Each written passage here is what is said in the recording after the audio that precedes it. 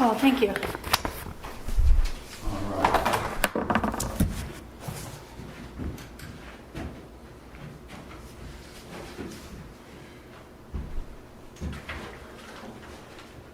All right, we're going to go ahead and... We got three, huh? Huh? We got three? Yeah, I'm going to go ahead and open up the meeting of October the 19th, 2020 of the Lake Donald Community Service District. Would the secretary please note that we do have a quorum. It is now about 1:03 by the clock on the wall. And the only director that is currently absent is Director Hankemeyer, and all of his staff and appropriate individuals are in attendance. So if you would please stand for the Pledge of Allegiance. Ready? Begin. I pledge allegiance to the flag of the United States of America and to the republic for which it stands, one nation, indivisible. The liberty and justice for all. Under God. We lost it. Okay. You left that under God. All right.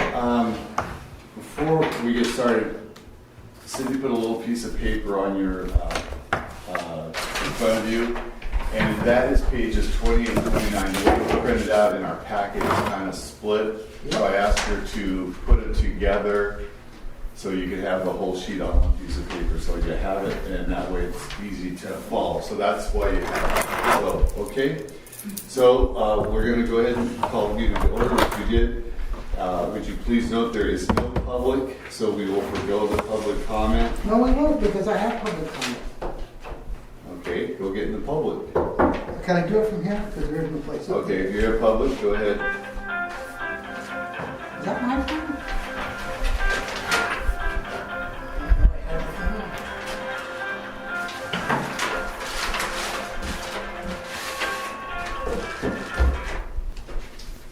Okay. I think it's on. Okay, sorry. Okay, Mr. Public. Okay, member of the public. Emery Ross as a public individual making a comment of something that's not on the agenda. That's correct. I was going to make this a president's message, but it wasn't enough time. I was going to give it to you, and I wasn't sure you'd read it. For the majority of our adult lives, most of us have worked with the public in one way or another. Being elected officials is unique in that we are the people's representative overseeing Lake Pedro Community Services District. We are public service, meaning we serve the public who elected us. Unfortunately, the citizens have lost interest in government to the point 3 board members ran unopposed recently. Nevertheless, they are still the people's representatives. For those board members who were appointed and did not withstand the scrutiny of enduring public election, their responsibility is no less. As board members, it is our responsibility to make sound decisions which end up being modestly popular with the ratepayers. Best case, 50% of the people like our decisions and 50% dislike them, no matter how good the decisions are. Regardless, there's need to be a mechanism to respond to our decisions. In these most difficult times, it is important to achieve normalcy and have a meeting every month with or without general manager president in order to approve the consent agenda and approve the claims against the district so the bills can be paid legally. However, there is something else that is important about monthly meetings. These public meetings provide a forum for the people to express their opinions. They also offer a platform for their frustrations to be heard, and sometimes it just provides an opportunity for people to complain about the district, even at times we may not agree. So let us get back to normal and have regular monthly meetings on the 3rd Monday of each month, so long as there is a quorum of 3 healthy board members. Stay well all. That's all. Now I have a question. Did you step down from being a director just now and become a part of the public, and now you're joining in as the director? Yes. Okay, and so what time does And we've Emery never- step on as and a for the record, director? We've never done that before. Right, and that's why Yeah, I have said- to make sure that that is proper protocol, so I want to make sure that I note the time that you're stepping on as a director. So Mr. Ross, I'm back. Director Ross will be rejoining the meeting as of 1:07 Okay, by the clock on the wall. Thank you. I just want to make sure we have it all in case there's any you. questions. And for the record, you didn't ask for a copy for this, and I won't give it to you then.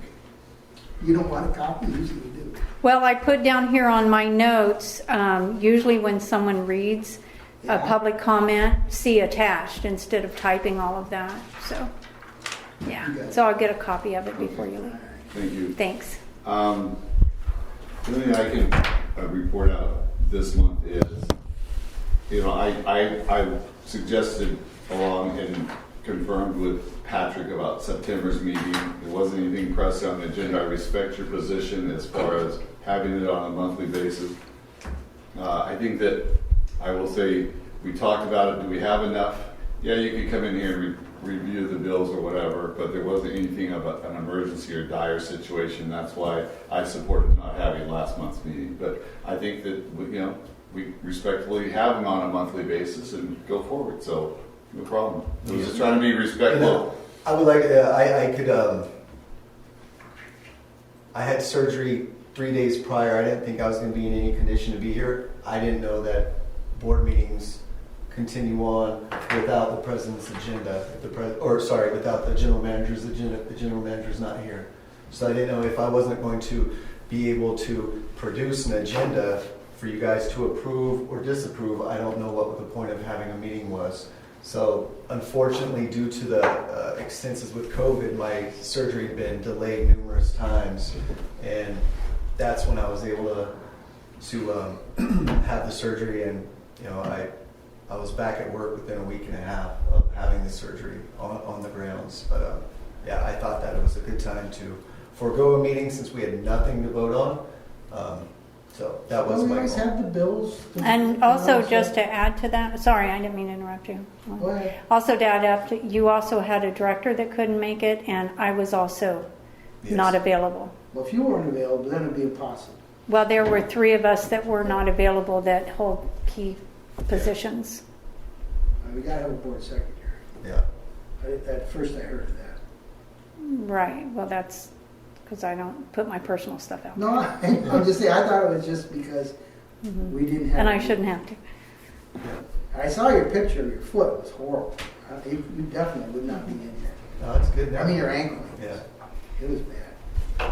Okay, so that was the only thing I wanted to report out. I appreciate and respect everybody's opinion on that, and I'm all for getting together because we don't communicate a whole lot, and so therefore it is important to get these updates and touch Yeah. base and whatever on once a month, because once a month is pretty minimal, with the community issues that we are faced with here. So, Emery, thank you very much. Well, to be honest, we really need to work on those tablets, because if they're saying that it's as bad as it's gonna be this fall, we probably should practice at tablets. And, because it's gonna be pretty bad supposedly. Okay, And I don't know how to use a tablet. okay. All right, Mr. Patrick, I'm going to turn it over to you because I don't have anything formal Yeah. other than just a little bit of input there. All right. Hope you guys are well.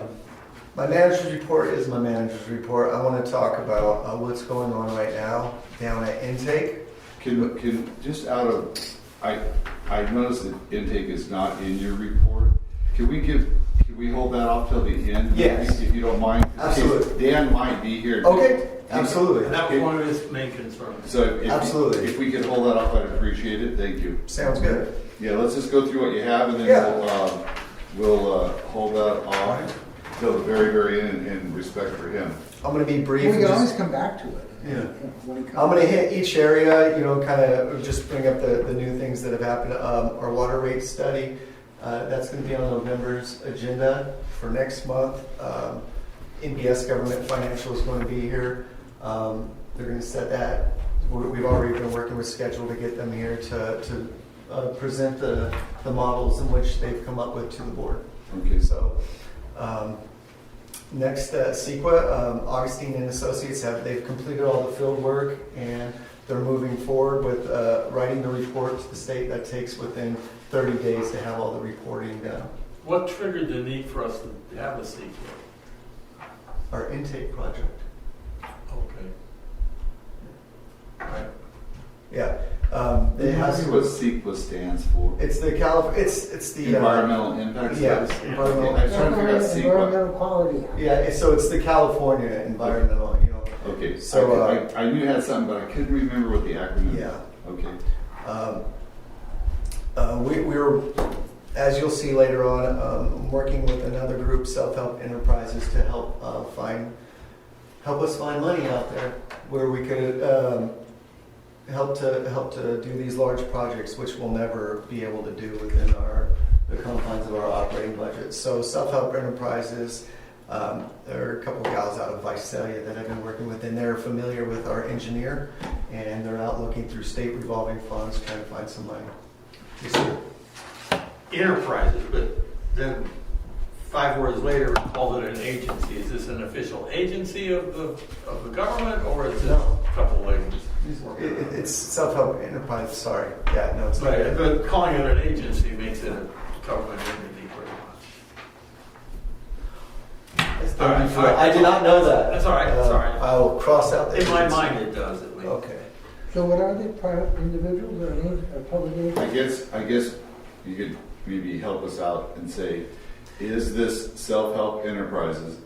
Are we paying them? No, we're not paying them anything. So I'll say it's a Non-profit. nonprofit or Yes. an organization that helps. Right now, this group is out looking to see where the state revolving funds are and what fit that we could need, or that they know all the money that's out there, so they're looking at our meters, our backup generators, things of that nature, and seeing if they could find money for us. And with that, if they do find money, then the technical assistance portion of that is where they get their money, which is through the grant. Okay. So I think a good relationship would be kind of like the Irwin group. Yes. They're the same thing. They had this money Yeah. that we qualified for.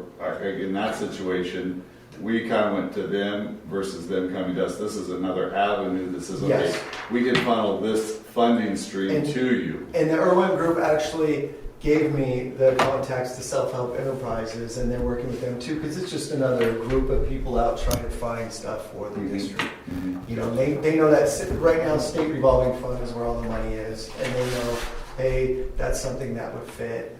So they help the state spend the state's money, Yeah. and they are their ability to, I'll say, be funded is through, I'll say, the administration aspect of Yes, the the project. technical assistance portion of it. So Okay. they'd be helping us, and they've met on site here, and they wanted a tour of our facilities and just looking at it, and they wanted to see our need.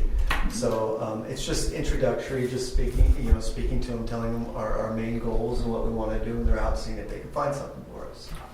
You skipped Sierra? I said I was going to hit on key points. I could hit on every one of these bullets. if I No, wanted no, to. hit the key points. We'll be here all day. Yeah, we're still waiting for money. All right.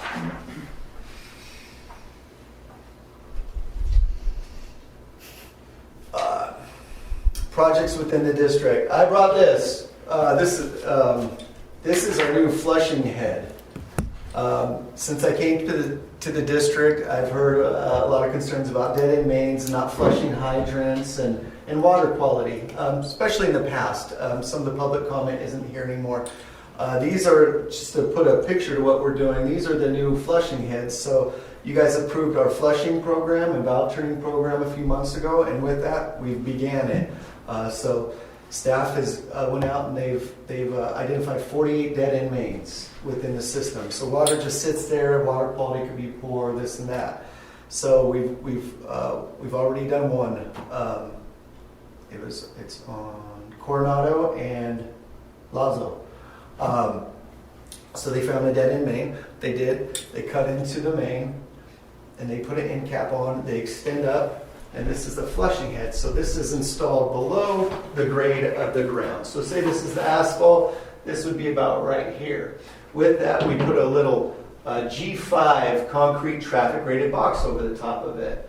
So our operators could come up, pull the lid up. This is accessible right here, and they screw on 2-inch galvanized with the 90 and a diffuser. From there, they could operate this on-off curb stop, turn it on, and we're flushing our system at the end of a dead-end main. So that helps with water quality. It helps with state recommendations. It's not a requirement per se for the state to flush. It's a strong recommendation, and it's something that we're beginning to do. So that would be our first goal. If we have complaints on, it'd be periodically done, just throughout the year. Guys will go out and do that. But also, if we have water complaint issues, we go out. We're going to go see. Hey, is there a blow off there? If so, we're most definitely going to blow that off. It doesn't look very secure for people backing up with their water tank and filling up and driving away, Oh. especially on a dead end pipe. No, it's not sticking above ground. He said it's installed below grade. They attach a riser, like a 2-inch, looks like Well, a I see 2-inch. it, yeah, I see all that, but I mean, there's nothing to stop somebody hooking a 2-inch hose up and filling their truck and leaving. Oh, I That's see. all I'm- So someone knowing that we have this underground in a valve and going up and backing Yeah, up with look at stormwater it. instead of the hydrants that are all around the road. Well, that's true. Yeah. Yeah. Hydrants, Yeah. Hydrants are pretty high. So- Anyhow, this is industry standard. This is a flushable head. This is what's done in every other water district. We're bringing it to Lake Don Pedro. I'm excited that we've got one done. We have 47 more. Basically, that's a combination check valve and valve. It kind of. No, it's a flush head. But I imagine it prevents backflow from the top. Well, if it's off. Yeah. If you turn it on, I guess Pressurized. someone could pressurize the system and overpower our system if they wanted to. No, I'm talking about infiltration, like a backflow preventer. But No. okay, it doesn't have a check function. No, there's no check function in there. Okay. It's just simply to flush the system. Patrick, what size diameter is that pipe coming, that's going toward the main? It's 2-inch. You know? It's 2-inch. So That's 2-inch back? yeah, this is all 2-inch. So even on an 8-inch main, what we do, we cut it, we cap it, and we bush down, and then this comes off. You 90 up with a street L, and then this goes on the street L, and then it's So accessible. why do you have two ends on it then? This end extends to the water main, so this is connected to the water main, and this is our end that we extend. What's flush. out and what's the other? There's a dead end. It's a dead end. Oh, from here I thought it was Yeah, pipe. no, Okay, I'm with you. I think that's a giant pipe. Yeah, so Okay, I get it. that's the way that we're going to start flushing, and that's the easiest, most cost-effective way of doing it, and it's going to give us the opportunity to flush our system. So we've ordered, these are expensive. I'm ordering 5 at a time. We've got one done. The guys had one scheduled for last week. Last week kind of fell apart, but they're going to do another one this coming week. In addition, on top of that, yes, sir. You said you've identified. 40. You said there was 48. Okay, so I'm going to jump ahead a little bit on here because you're talking about our mapping program. These will be added to. Absolutely. Can you add all 48 and say these are installed and these aren't? I'm just trying to throw out. Absolutely. Okay. Absolutely. And when I get to the map, I'll talk to you a little bit more. All right, about I'm that. sorry I jumped ahead. Oh, that's all right. So obviously, there's some water loss involved in installing these. Are we proceeding with that while we don't have an inlet? No, that's why we stopped. Okay. The last week. That's you all I know. wanted to hear. Yeah, absolutely. And anytime we flush, there's going to be lots of water loss. So when we're flushing, our operators know the calculations. We're going to time it. We're going to do everything, and then that's going to go in my monthly report on water loss. Hey, we Right. flushed this long. This is how I many. just want to gallons. confirm none of that's going on until we have more water. No. So just education. Yeah. I mean, I know they flushed before with fire hydrants, Yeah. I should say. How long does it take to flush, I'll say the average, I know you've done one, Yeah. I'm just Yeah. asking, to flush something like this out of a dead end main? So once this is installed, how long do we flush the lines? Like you go back, say a year from now, 2 years, whatever you decide, Yeah. whatever it is this industry standard or whatever we do Yeah. here. How long would they have to run something like that to improve the water quality at the end of that cul-de-sac? The AWWA will give you a velocity that has to be hit. So Okay. how much to clean out the, they'd say, okay, it's a 2-inch main, how long? They'll give you a velocity and time and all that. So working with our operations staff and our AWWA handbooks and this and that, that's going to be, that's going to vary, which is good. And we want to do all that. Practically out in the field, which I've flushed a lot of the times you're going out there periodically, you're opening up and you're turning that thing on and you see the filth and debris come out. That's what I was curious. And it's kind of like backwashing a pool. And then you sit there and let it go for a certain amount more time. And then at that, we could take samples right there with turbidity. You know, we have turbidity meters, this and that. We could take a sample. So with that, you know, different areas we're going to find, hey, that area needs a lot of flushing. This Right. doesn't. So we're going to be playing with it. We'll see. Just curious, because Yeah. I'm familiar with what you say. Yeah. Because when we would start to stop a well, Yeah. the dirt and sand and everything else would, Yeah. cause us some challenges. I just was curious what you had to do in this situation. Yeah, so yeah, there's the textbook answer is there's equations that are written out for pipe size and length and all that. CIP standard is 5 feet per second, so clean in place. So standard for the food industry. Yeah. So Go ahead. blow off. Velocity Yeah. in a pipe for standard for the cleaning in place is 5 feet per second. So you can figure out by the ID of the pipe how many gallons it's gonna get. Another new project is we've identified hydrants that are down within the system, and we've ordered up. We have a hydrant sitting out here in a valve. So there's a down on this valve program. We found a hydrant valve that is not operational. That was something that was scheduled to. We're not doing that at this time due to our intake emergency. However, we have the valve and hydrant there. That's located on Hernandez. The guys have done all their homework on there. They know what's going on. As soon as our regular operating water system is back on, we're going to start replacing hydrants too. Is my question on that, was that the only one we have that? No, it is not. Okay. We're going to go one at a time. We're going to start knocking them all out. We have 4 hydrants that I know of identified. All those valves are operational except for this one. It's 4 hydrants, but there's a large expense with these dry barrel hydrants in the valve. So we ordered up this one. We want to knock it out, and then we're going to order up the next one. Perfect. Yeah, the guys have been working together really good on the underground side doing these leaks, and now it's time to start doing a little more than just the leaks, and they're more than capable. And we've upgraded all our tools and stuff too, where they have everything they need. For the most Hydrants part. are really standard. Parts are readily available. Everything you need is right there. Yeah, it's the expense though. It's Yeah. the expense of all, but yes, you're right. Yeah, we could run down to Modesto whenever we need it and buy the stuff. Got them in Sonora. Yeah. So with that, tank cleaning, as mentioned, our tanks were supposed to be cleaned last week, which 2 weeks ago they delayed, and I'm thankful that they did now. They're scheduled for December 14th to be here, and that's 2 crews to clean all tanks and then to do the mitigation work at Central. So we're going to have 2 crews, 1 crew cleaning and 1 crew fixing, doing the epoxy work. You have to drain them? No. Okay, No. just good. Yeah, and that's, they do that. That's good. Yeah. Ranchito 2 is up running. I'll hit on the wells right now. Ranchito 1 is running, putting out 110 gallons per minute right now. It's running real well. There's no surge protection. And that's been the issue. I'm not a well guy. I've mentioned that to you guys in the past. I'm trying to learn these things, but there hasn't been any surge protection on these wells. They've all been inconsistent. Every well is different for some reason. So now we're in the process. I'm confident with the contractor we have and his engineer. They've been coming out here doing tests. They're telling us to get those wells going where we're not constantly battling these motors that are blowing up. And that's what it's been. There's no surge protection, as they've mentioned, or the Ranchito 2 had it, but it wasn't set correctly. Ranchito 1 has surge nothing. protection, or is surge protection the same as power quality? Well, I think they're saying the power quality is bad. So therefore, they're going to put a surge protection in combination because the new electric motors are so sensitive.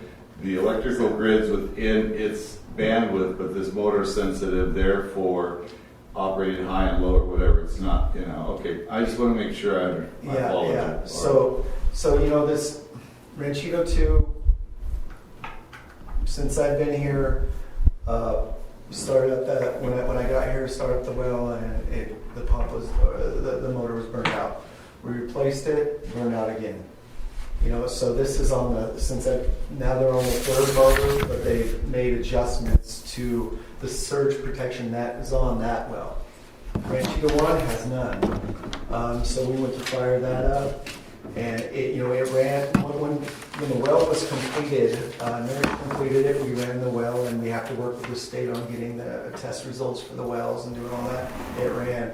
So when we go to actually run it, put it on the cycle, on its rotation, didn't run, so we got them out here, motor was fried. Yeah. Really? Yeah. Wow. Yeah, so this is ongoing on these wells. Again, as I mentioned at the beginning, I'm confident in the team that the district has now, and I do like their engineer comes out here, their electrical engineer, and he takes tests and answers my questions for me whenever I have them. The one thing I'll suggest, because that's where I came from, you might want to contact PG&E, and then just tell them, you know what, you might, if you're not getting a response, just to, I'll say, push their buttons. You file a claim against them that you're having power surges and power quality problems, and you push their buttons and you file a claim against them, because just say I've lost 3 brand new electric motors out here, and I don't know what I'm doing, but because there's an operating range, you go plus or minus Yes. 5 volts, so you've got a pretty good swing of voltage there. And like I said, the sensitivity, but hearing you say I've lost this motor, this motor, this motor, there could be a capacitor issue or something operating extremely low or extremely high, and then it switches back and forth. Depends on how the capacitor changes out. So you might want to just push PG&E's button and say, hey,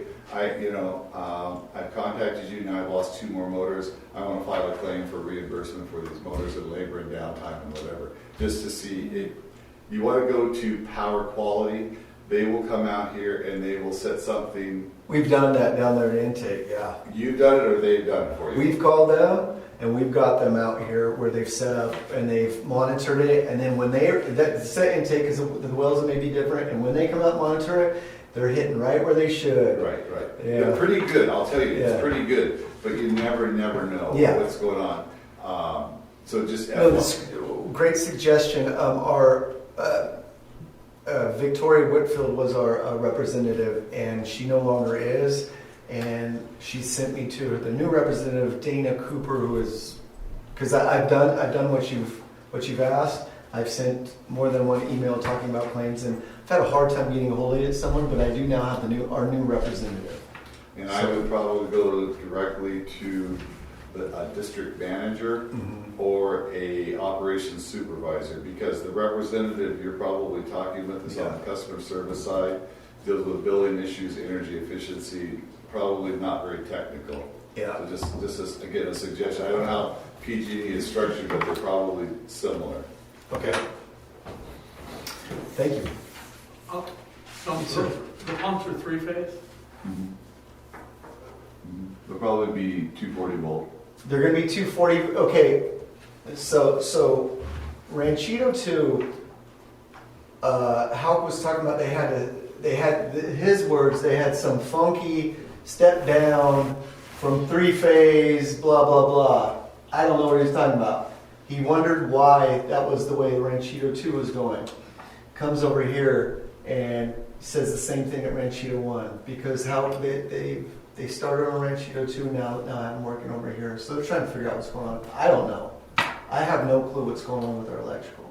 I have Barry Electric, I have Rick Letty with Martech, and then I have our well contractor. I let them handle our electric stuff, and from there it's just, I do know there's nothing consistent in any of these wells. So when you think, okay, these wells are created, same time like our Medina wells, they're so different. Our meters are different. Our meters are regularly not working. The batteries go out on them. Just a learning process. I'm trying to figure them all out. What's our total pumped water out of the wells? I was going to get to that at the Okay, end that's fine. on That's the fine. intake emergency. But yes, That's fine. absolutely. You mentioned one, so Yeah. Well, We have 80, so both Medinas are putting out 80. Ranchito 2 is putting out 80, and then, we have 80, 110 at Ranchito 1, and then our barge is putting out 264 right now. So we're in between 600 and 700 Okay, with gallons per minute. the wells, We had 3 wells at 80, which is 240. three at 80. 'Cause I'm 3 at going- 80 is 240 plus 110 is 350, plus the barge at 260 is about 610. Yep. Okay, tank site security fencing, they began on Friday. So we have Merced Fence Company that is securing our 4 sites that did not have fence.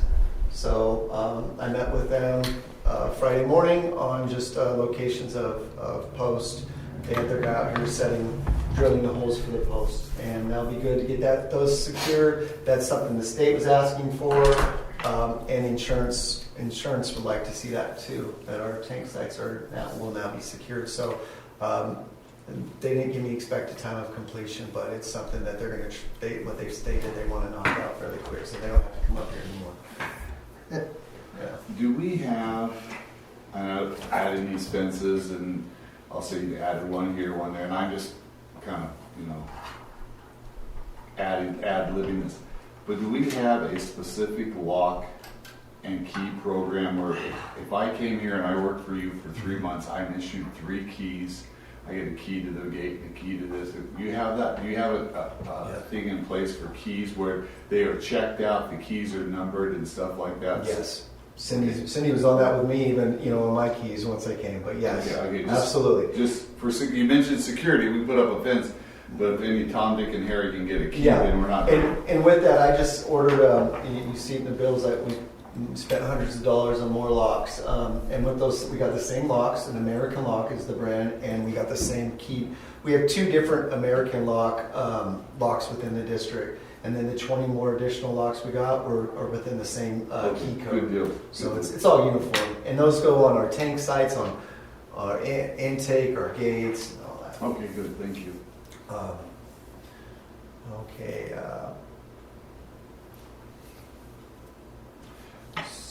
On this, I know you were doing certain ones. The barge renovation. Mm-hmm. You mentioned we have a barge down there now. Yes. And I know the barge project has been ongoing. Where are we at on that? Because I haven't seen any pictures or updates. I saw in the financials that we paid Twin Lakes another $10,000 or something. That was a couple months ago. Okay, Yeah. okay. Where are we at on all that? Because I don't, I know we've been working on it, we're fabricating. Yeah. We had a design, we had a plan, we had an engineer. Are they following it? Are they meeting it? All of those things. All that, the why has been provided. The why that I stated in 2 meetings ago, that MarTech, Rick Letty, who they've worked for the district for some time, they've done a lot of the work at the treatment plant. They provided that why, and actually Jose and Randy were down there this morning. They were bushing it. It was off a 1/16 of an inch. They're putting in spacers, this and that, to get everything set. With that, we've been in the finishing touches for some time now. Okay.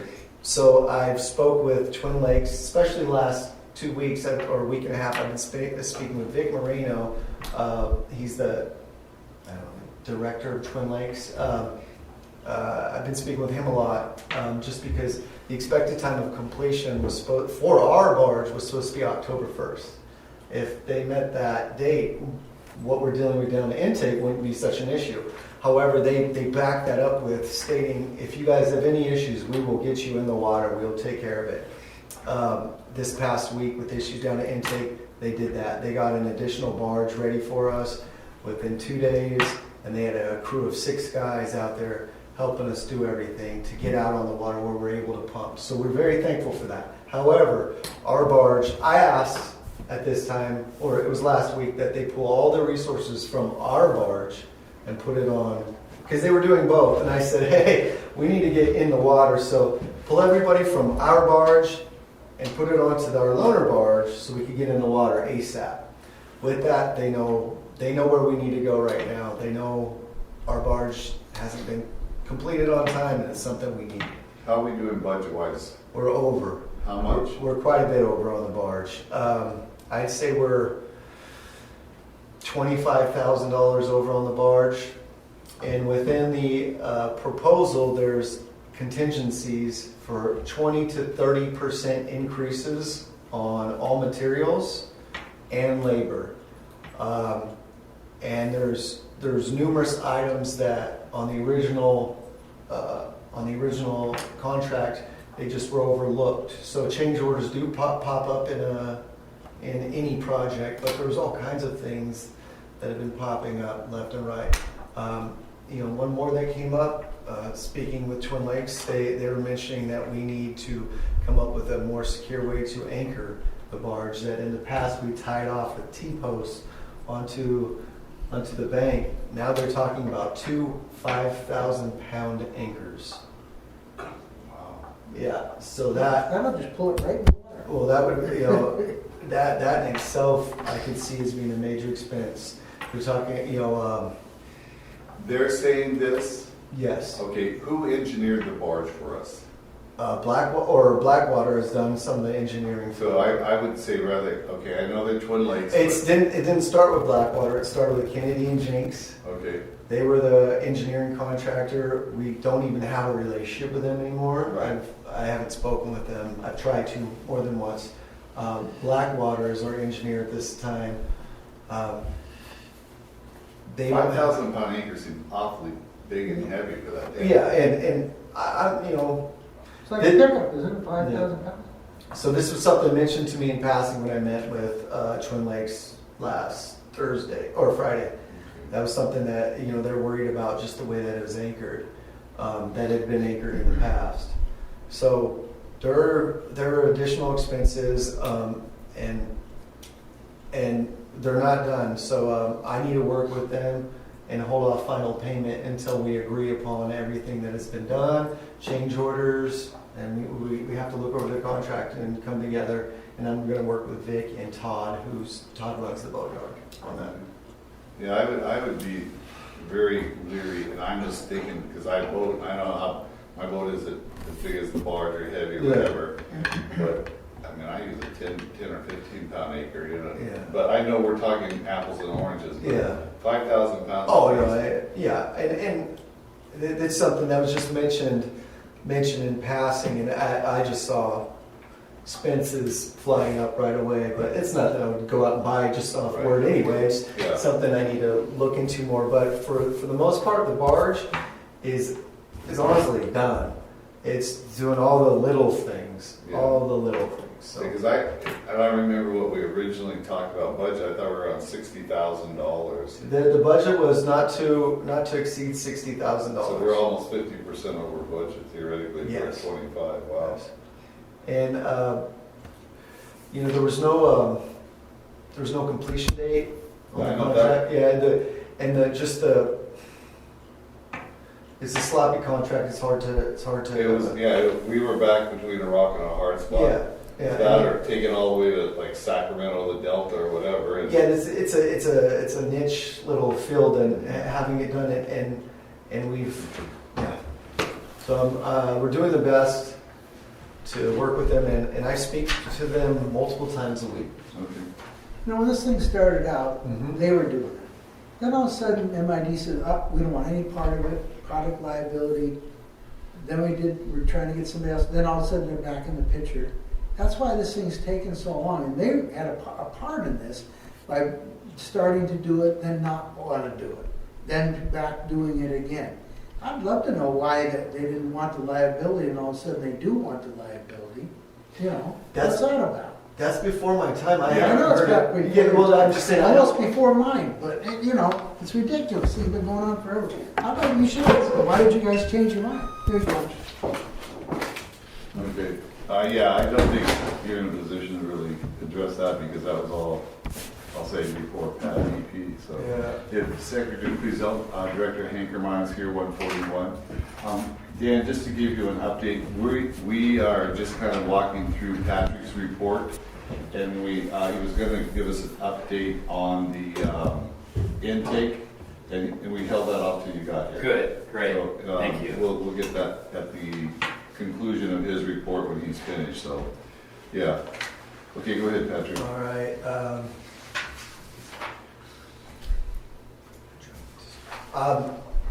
Mapping, I'll go to the mapping. On our mapping, we've submitted all of our, as I've seen in the packet, the leak repairs that have been done. I believe it was from January of 2020 to September. I put in the packet all the leak repairs. In addition, with all those leaks, the addresses that were done, the service line replacement. Prior to my arrival, there was 153 service lines that were replaced. In addition, with all these service lines and the main work that we've done, we have that all updated within our mapping system at this point. So as far as everything we've done, within an exception of the last few weeks, everything is updated. In addition to the mapping, we had district engineer come up provide 5 more of our large site system maps just to have them around here. And with that, also 3 smaller ones so they can carry them in their trucks. So when we do a service line upgrade, you can write right on that map, this is what we did. Hey, that wasn't 8-inch C900 found. It was 2-inch whatever. And we can make our as-builts. We could change that stuff on the map. And then we could come together and we could upgrade our maps again annually. So that's something that... I'm really glad to see you excited about having the map. That's very positive to me because... Yeah, well, the worst, what's better than... It's your best friend. Yeah, what's better than having a map is an accurate one. And a couple times that I've taken a look at our maps, and then we've gone out, we find some things that aren't exactly accurate. So why not write it in and then have that change for us? So we're in the process of doing that. Well, this kind of feeds back into your mapping situation. You talked about leaks within the district, service line replacements, so on and so forth. I'm sure you'll be adding those to the map as, if you did them from, say, January to June and June through this year. One thing that's been kind of, I'll say, bothering me, or I think about, I don't lose sleep over it, so let's not go there, but we're putting, I'll say, what do you call it? I'll call them bands or band-aids on pipes. Mm-hmm. Now, I went through the work that was done, and we're about a 60-40 ratio. Yes. So are you putting on the map, I'm going to ask 2 questions. Are you putting the band-aids on the map or just the service line replacements? My second question is, how much does it cost us to have every entry put on that map when they do these updates or upgrades or changes? Do we pay per service account? How are we paying to have those maps upgraded or updated, I guess I should say? Because if it's not cost effective to put down that we install the Band-Aid here, and then 6 months or a year later we're putting another Band-Aid on there. That's what I'm saying, because right now we have no way of tracking how many Band-Aids we're putting on. We go out, we fix the leak, we put a Band-Aid on. We go out and fix it, because there was one in there that did 2 Band-Aids. Mm-hmm. I'm thinking, okay, how much did that cost, or was it the pipes will separate? So I need education on that, because again, I'm looking for efficiency and effectiveness and knowledge of our system. So yeah, well, like on that one, that's a good question. On that one right there, the 2 Band-Aids, that was on a Friday evening, and 2 employees were here because the other employees other employee was scheduled off. So that was done 7 o'clock.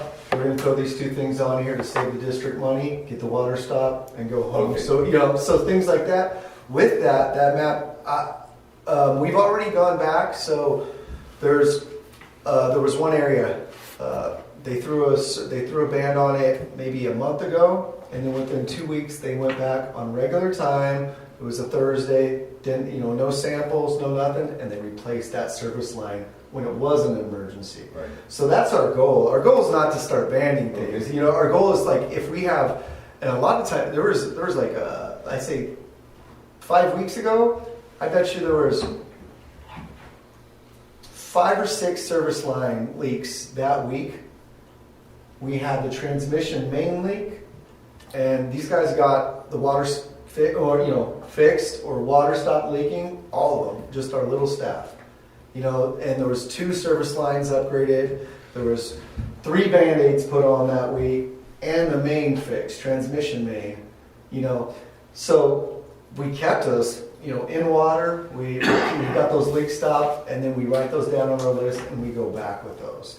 Now, your question about upgrading it through CalCAD, I don't have that exact answer on how he charges us, but he did say that's something that he would like to do like twice a year. It's not something we want to send all the time. No. Yeah. Only reason I'm saying is, right now, we have zero knowledge on how long, and I'm going to use the word band or band will last us. Yeah. All I'm saying is, I know you're going to, I'll say, analyze or look at things and say, okay, this one we're going to do a Band-Aid because we don't have a full crew, we'll come back and do this one. But there's some Band-Aids that last out there. And so, from an educational standpoint, because I wrote down, what is the cost effectiveness replace versus Band-Aid? I'm going to ask you that question. Yeah, it's. I'm going to say it's about half cost. Okay. Long story short, so if we're in an area where we have to just get the water off quickly, and it doesn't justify us at that time pulling a brand new service in, we find where the water's leaking. We have these methods called bull pricking and all these weird terms. We find, okay, we think the water's coming out right there. We make a little hole right there, we jackhammer down. It's usually by the corp or the curb stop. So the 2 stops, we go down right there, we shut it up, we throw a band on it in the hole, we throw dirt back on it, throw cut back on it, and we're gone. You know, in the service line replacements, we're open trenching it. Right. So it's about half the cost, if a little, you know, if a little less than that of doing it. But I don't want to be banning anything. I really don't. I want to fix them right, you know, and that's what we're doing for the most part. Yeah. But the guys, sometimes, you know, they get overwhelmed, and it seems here, you know, my year and a half here, it seems that everything always hits at once. But that's what we mentioned that, so that's why on these slow weeks, we're going through and we're upgrading those Band-Aid services. And we're actually taking the bands off and reusing those too, so. Good. Yeah. Okay. With that, I'll roll right into, no, that's a staff report. So, I've talked long enough. If you guys have any other questions on my report, feel free. And if not, would you guys like an intake emergency update? Yeah, I just have one other draw contingent. We have a finalized draw contingency plan that can. Is that the one we're going to talk about later on? Yeah, that's in there's a staff report for that, so. Okay. Yeah. Okay. And, All right. Okay, thank you. So go ahead. Okay. Intake. This Friday morning, Rainforest delivered 1,100 gallons per minute pump, and Twin Lakes was able to get a 90-foot barge. They got it tarred, ready to go out on the water Thursday afternoon. Randy went over there and helped him out. They needed some people. I said, we'll send Randy out there to help you too. So they got that done. They had 6 people on staff waiting for us. 8 in the morning. We all met out there. Rainforest showed up. We got the pump loaded out on the barge, and it took about an hour to get all over to Barrett Cove. From there, they tied into it, and we started pumping as of Friday, 3 o'clock. We're out there. We had some issues with the raw water tank, and right off the bat, it was airlocked. We couldn't get any water to the tank. We were worried about, we're twisting valves, and eventually we got water to it. It's a 65,000 gallon tank.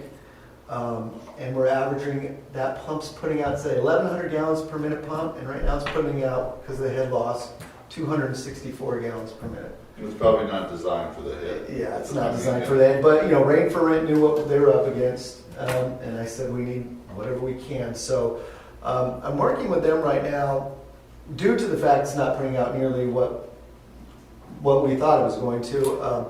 We're spending more of our time out there fueling it up. It's a 160 gallon diesel tank.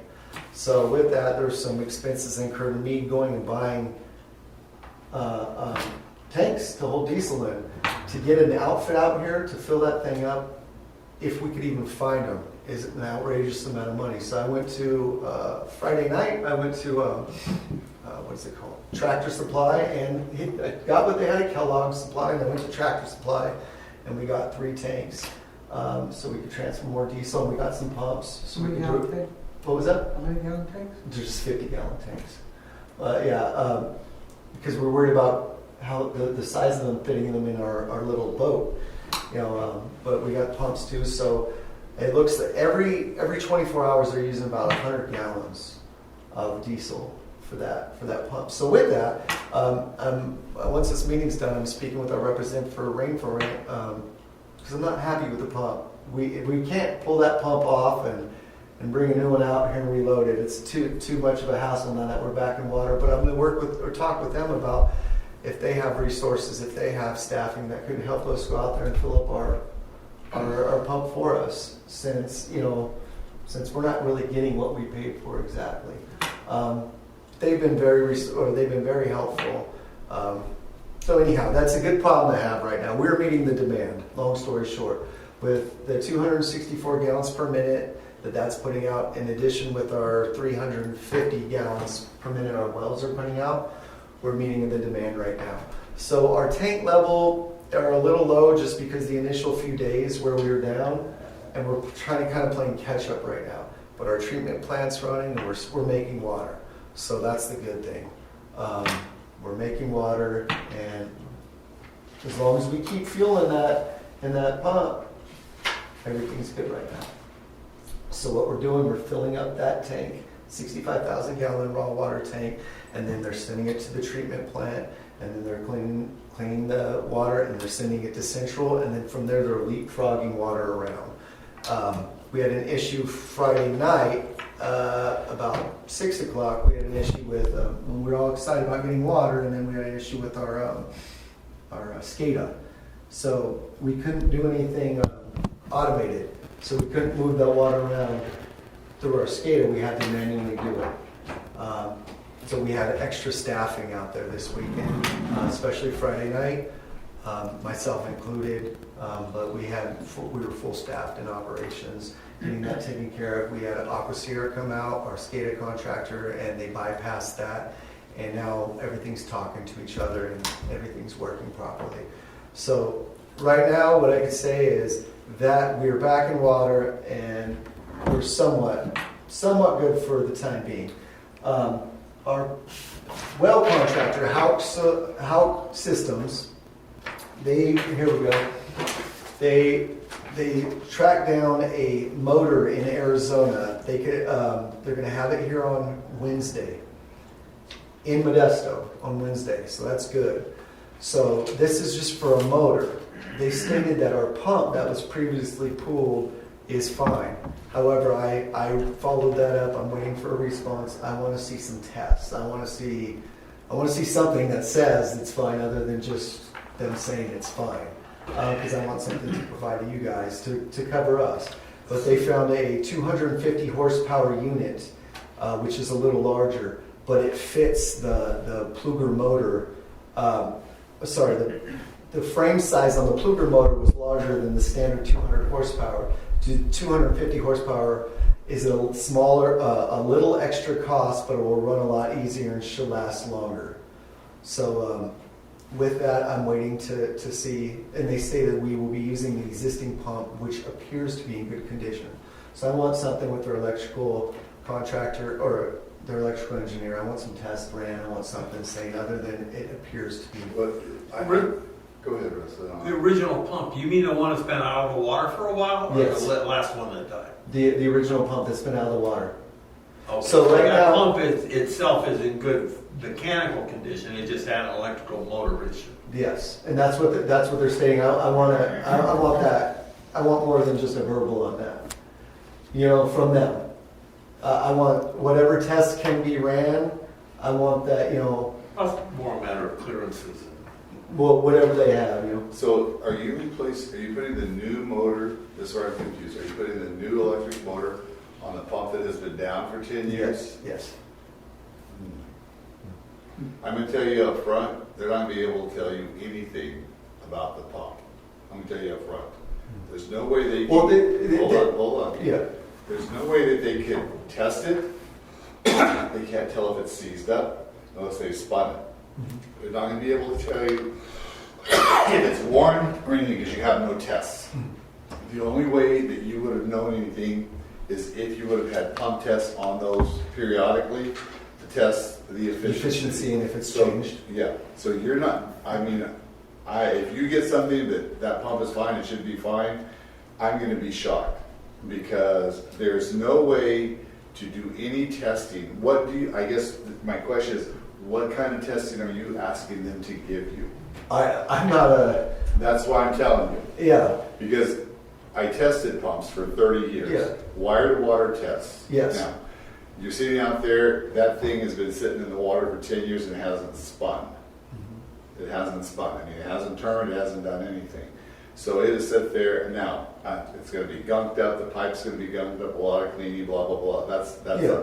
But as far as an efficiency or anything like that, they're not going to be able to tell you if the bearings are any good or clearances are anything, because there's no way.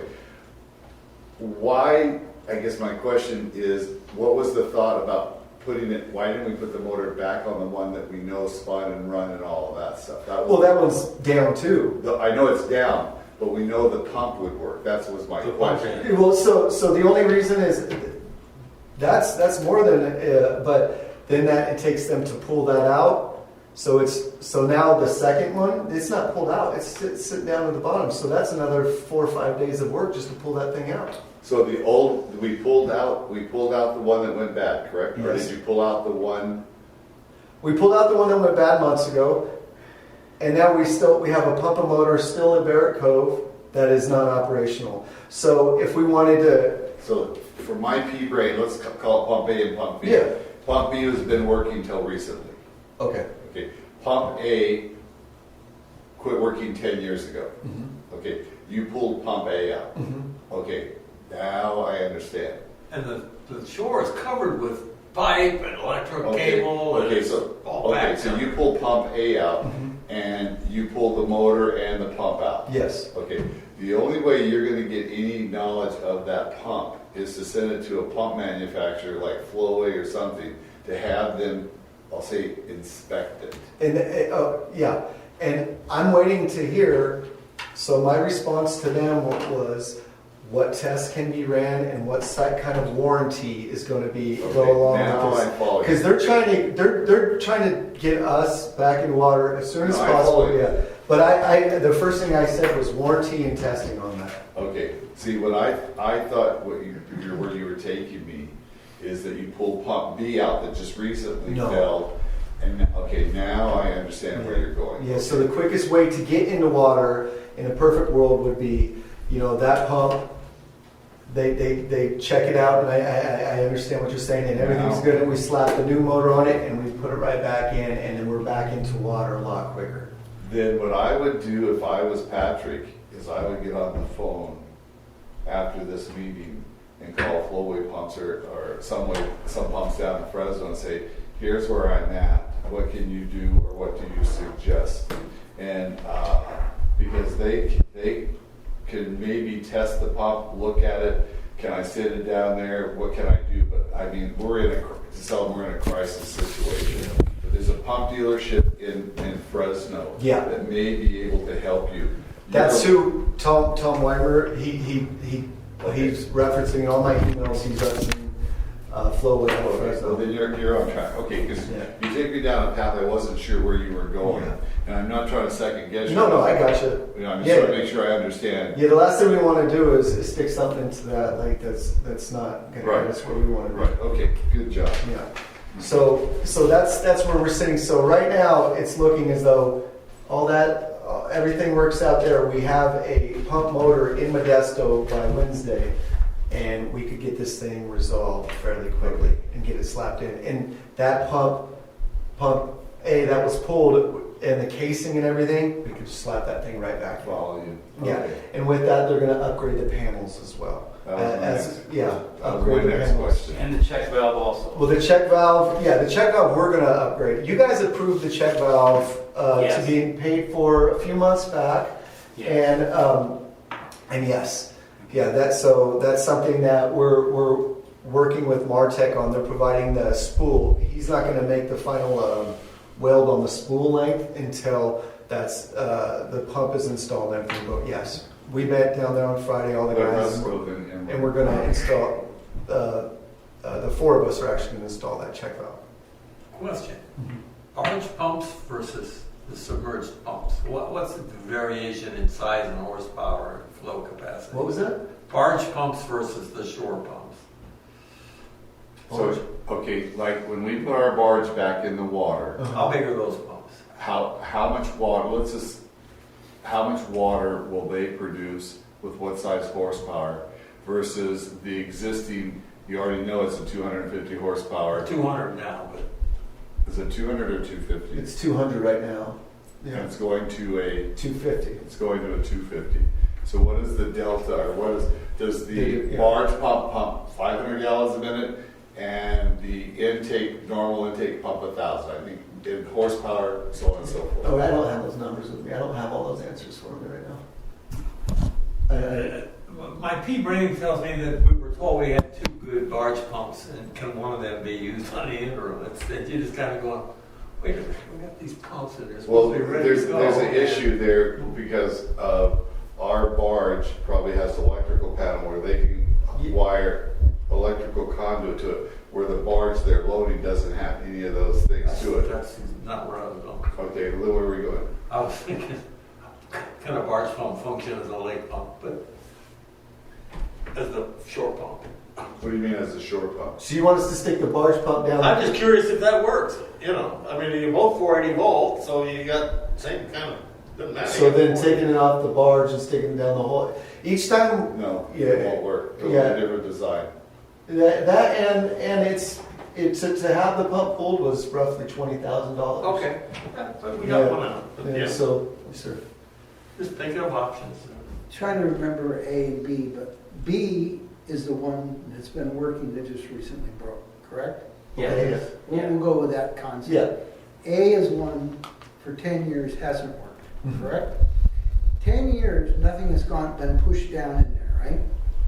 Well, we pulled out the casing. You pulled it out. Yeah. All right, and that was 6 months ago? Yeah. Okay. So there's nothing and all those baskets and everything work? No. No. I was going to get to that. No. No, so None of them were. Now here's my question. How many days has this thing been broken? Which one? The B. B. The original. 4 B, days? yes. 4 days, let's say? The B is. B The is one that just recently broke. Monday was a holiday. Monday morning with the holiday. It was Monday. Monday morning was that Columbus Day? Yes. Yeah. So we Columbus can Day. go today. Okay, it's been like a week, Mhm. correct? You said it takes 4 days. Why in the hell aren't we pulling that It takes 4 B out? You said it takes 4 days to take it out. Now it's 4 days.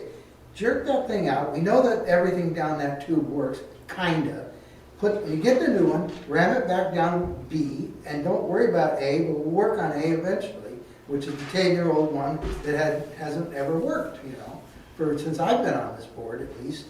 I don't know why you wouldn't, All we're going to come back you is. wouldn't be losing any time because you already lost a week anyway, waiting for the parts. But We you know lost- what? I shouldn't even be saying that hold on. because you're the manager, but that's just my idea. Well, no, but that makes so you're saying spend another $20,000 Is that what it would be? to pull it out for no reason since we're going back in with one. Oh, okay. So spending $20,000 for no reason, I don't see I that think making the concept, sense. Patrick, I think the concept, and that's kind of my same question, Yeah. is because I know pump B worked.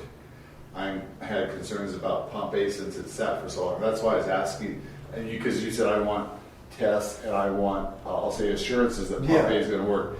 Well, we don't know that yet. That's why I was asking you, okay, what are you doing to retrofit pump A to make sure that when you push it back down, I shouldn't say A hole because that doesn't sound That's when you okay. push it down and first pump, that we have that. Yeah. That's why that's the same question. That's why I thought, okay, but I didn't think about you not pulling pump B. I didn't think Yeah. about not pulling pump B. That's why I think We could, we could pull pump the other pump. It's just an You didn't additional. mention the baskets on A. Is there a problem? None of those baskets. The baskets haven't worked in They've- years. Yeah, none of They them. haven't worked. Don't you need those? They're broken off. We have one right now that's broken off, laying on the shore, and our inlet line is now filled with debris. And tomorrow morning, I'm going to have our new district helper staff. He's going to be down there with a little hand shovel, digging in there to see the extent. If it's bad, we're going to have to get a vac truck out here, grade a road to get down there and start sucking out this line. That's on the. On A. A. But they commingle. They're cross connected. So what you have with one, you have with the other. You know. So What is but the function of the basket? the baskets are drafting water at different levels. They were So supposed to, let's just say, supposed to. yeah. So lake water quality. Because from what I've been heard, the water quality at different levels. However, those baskets, everybody that's worked here, operations, they said they've never seen them work. Are Ronnie's they been here for electric? 15 Are they years. run on electric or are they just? They're gravity? electric. They're electric. And none of them work. Yeah. They're like a communication type thing. You can open and close them, correct? Yes. Kinda You like can open and close the valves and like a remote exactly. thing to try to change, help you with your water quality, Yep. which helps you with your plant. Yeah. But they've never worked. They've never worked. Okay. Or Well, I can tell you in '08, when I came on this board, one of the big projects was hoping the drought gets bad enough so we can fix one of the baskets, whatever it was. But apparently for no reason at all, because they never worked anyway. We Yeah. approved it. Okay. Yeah. Let's go ahead and keep this. Is there any other questions about intake? We know where we're at. Hopefully, we get the electric motor by Wednesday. And what is their projected install date? By? they gave me 2 weeks on last Friday.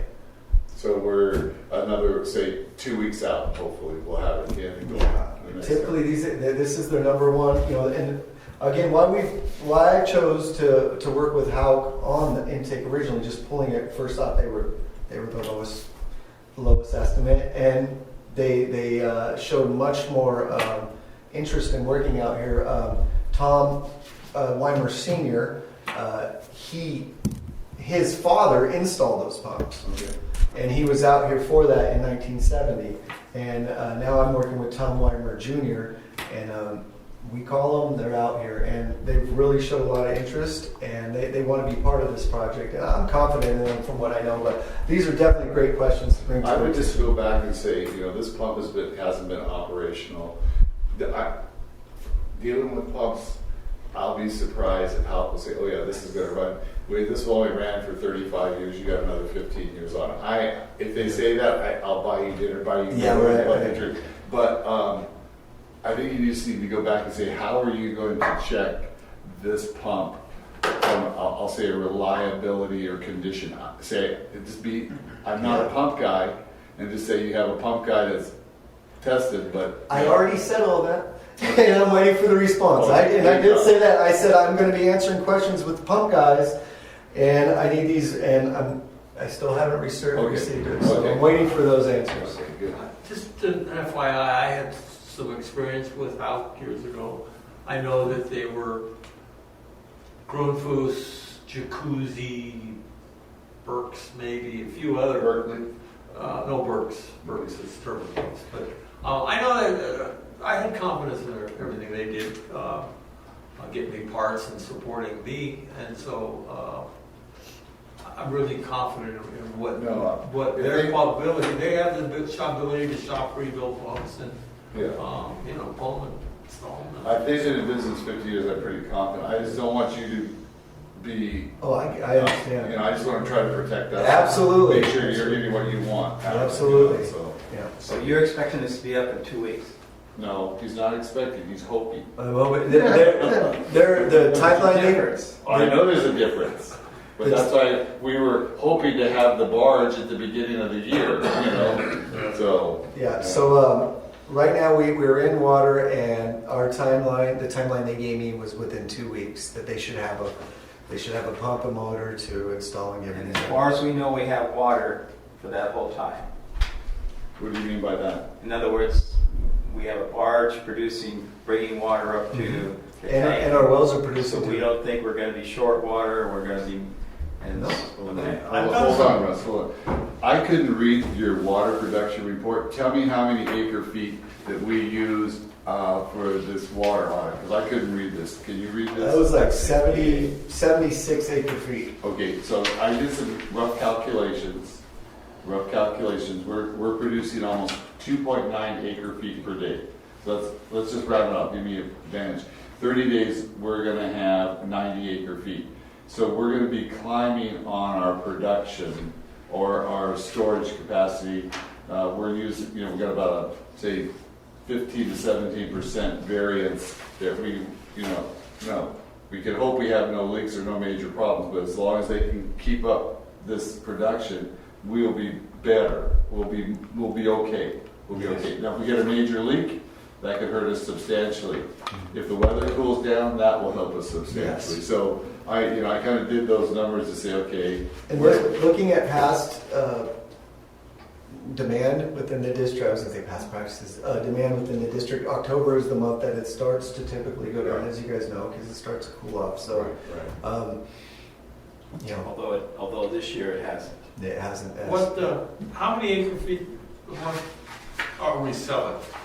We typically, that depends, but it's from 30 to 60. I did a calculation based on 1,300 meters at 10 units a month. So that's 13. I can't even talk. 1,300 houses at 10 is 13,000 times 748. Comes out to 30 acre feet. So that's a little. Well, it's 30 acre feet based on an average of 10. Yeah. And then we have losses, and it takes water to run the plant. You got to filter it. Well water tends to be cleaner than lake water, so you don't have to back flush as often. With the not pumping it out of the lake and letting it go back into the lake, if that's not happening, then our loss factor should be a. See these blood blisters? I want to just let you know right now, I turned that valve down, the broken valve, by hand on Friday for you, just to make sure. Just to make sure. I'm happy with And if that valve did shut down, it was a 16-inch valve. No, sorry. 12. It was a 12-inch valve. So times revolutions, 4 times. Yeah, it was a lot of revolutions, little by little, but we got it down. So if that is the case, we're saving some water. So the bottom line is I did some rough calculations, and I honestly think at 350 gallons a minute, if the wells hang on, we're okay without the lake running. But it's iffy. I somewhat agree with that statement. Our well production, if demand goes down as it has in the past this time of year, our well production would keep up. But I don't want to bet the farm on that. I'd rather spend the money that we're spending down there on that barge and that well. Well, it's got to be fixed anyway. So Yeah, the work that isn't being wasted, Yeah. Fixing a pump is not a waste. No. Renting a diesel powered pump and pumping a bunch of fuel in it, that is a waste. So as long as we do things that are positive, at some point we got to pay the money to pull the other pump out. Yeah. Whether we pay it now or later to me doesn't make a difference. Well, if there's a benefit in pulling the lead pump out, let's pull it. Not really. Not well. I'm just playing devil's advocate because we're having within the year this whole thing was a gamble. Right. For us not upgrading the pump in the past because we have this USDA grant funds, $1.5 million that should be coming to us within the year to do a whole intake, upgrade. So with that, buying this pump motor, that I guess that we're going to pay for it through a loan, over the next 40 years, or the USDA may be giving us some of that money as well. So, all these expenses that we're incurring right now, we're throwing into an intake emergency folder. We're creating a GL account for that. So, if there's any way that we can recoup some of this money in the future with the USDA, with all these upgrades we are doing, we're going to try to do that. And we're doing the same with the barge. Talking with Sally Tripp and Robert Elslin with USDA, they've mentioned expenditures that have gone over on our barge, they may be able to tie those into this USDA grant. So I'm working with them on that right now. We've had that one before. We bought this barge that we're retrofitting again today, Yeah. and they came back and helped us pay for it before. Yeah. So we already paid for it, we just got reimbursed. So if, maybe that money can go towards our portion of the grant or whatever, who knows, we'll see what happens, but it has to be fixed. I have no problem though, working with working with House Systems and explaining to them that we like pump B pool. You know, it will be an additional expense. I think intake does have money in our agreed upon budget for this year, which would cover that. So I don't think we'd have to add that into the emergency expenditures. But if you got equipment down there to put in or take out a pump, doing a second one is less expensive than it would have been doing standalone. If we have the pump down there, yes. So Sorry, if at we some have the point, equipment down there, yes. it's got to come out and it's going to have to go back in, and this one, the first one's got to go back in. Yes. So that's 3. So it's only possible to tie 2 of those 3 together. Yes. So it would seem when you put one down A, you can take out B simultaneously and save some money by doing them same So- time the crane's there. The So people get a are there. price. No, Get a price.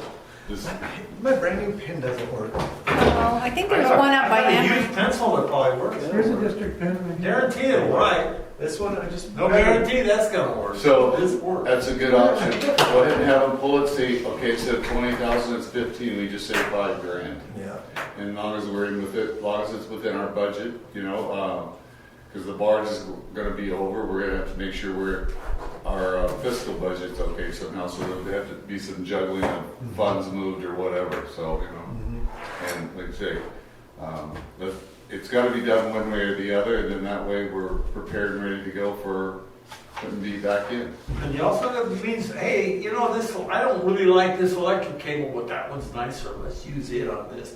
I need the best one to pull this 250 horse motor because this wire size is too small. So suddenly I need $60,000 electric cable. Well, on the wire cable, the load of the electric motor will be determined by the Bolin impeller system. I understand that fully. Yeah. Okay. 200 horsepower, if it's a 200 horsepower Bolin impeller system, it took 200 horsepower before it's not going to take any more load. The bad part is when you oversize the motor, electric motor, and you're not getting up to, I'll call full load, the efficiency of the electric motor goes down a little bit. It's not going to hurt us, it's not going to make or break the bank. It's not going to change anything except it will allow more. It'll actually allow more flow when it's not at high head. So at low head, it could run off the curve. Yeah, everything's, right. Okay, Patrick. So no, that makes sense. I'll get We'll numbers. give you a training session Yeah, I'll get numbers on pulling the additional pump. while they're there. Yeah, and those inlet. So with that, to finish up, the inlet, one of the baskets is knocked off. We have issues with debris in the line right now. I've been down there. I was looking into last week. It was underwater, so I was looking into underwater welders, this and that, trying to find someone who could go in. And then I said, well, hold on, let me make a phone call to MID. And I talked to Hisham, and he said, well, hey, give it a few days, and it's not going to be underwater anymore. The lake level's dropping a little bit still. So with that, it is no longer this weekend. It's above water, it's above water. So now we can take a look and see exactly what we need. So we had a sleeve made, Don Pedro Boatyard. We got the OD of the pipe, and we had a sleeve made. So we're going to go down there. We're going to try to clean out the pipe. We're going to try to plug that hole. Because those inlet lines are going to be ripped out and redone here in the next year. So that's something that... Go ahead. Yeah. Go finish your statement, then I'll ask you my question. That's something I am worried about, that line, and even being able to shove that casing back in that thing. The lake's 130 feet down. Okay, so this, I'll say, pump A, we're going to reinstall the pump, so we have enough. That line has been vacated for quite a while. Say at the bottom of that line, the casing, if it's full of crud or whatever, how is that gonna be cleaned out? Is that where you have to vacuum it, or what do you have to do with that? I mean, I'm just trying to, in my mind, I'm trying to, And that's what I'm trying to figure out too. In the past, they've had it vacuumed out, as I mentioned, when a bowl is falling out, or what do they call basket. the baskets, sorry, are down. We're at that where a basket's down, so that's where you could see the debris in the pipe. You could go walk right. I have pictures of them. I'll show you guys after. You could see the debris in the pipe. So I'm going to send staffing down there, see if they can't. It might be debris in the pipe right there, or it might be an entire That's what I- line filled, and we have larger issues. So that's our next course of action, is trying to figure that out, and then getting a Band-Aid on that thing, which we are having made to plug that hole once it is clean. Okay, so it goes back to what Russ suggested. If Halk has time before Pull the other, yeah. pull the other one out, because you know you can push it back in. Mhm. All that does is give you the flexibility, which is, you have more of a guarantee. Then you can say to the pump guy, which is the better of the two pumps. Yep. I haven't seen it to the lake level, but there's a lot of stuff laying on the shore over there. You'll be adding a lot to it.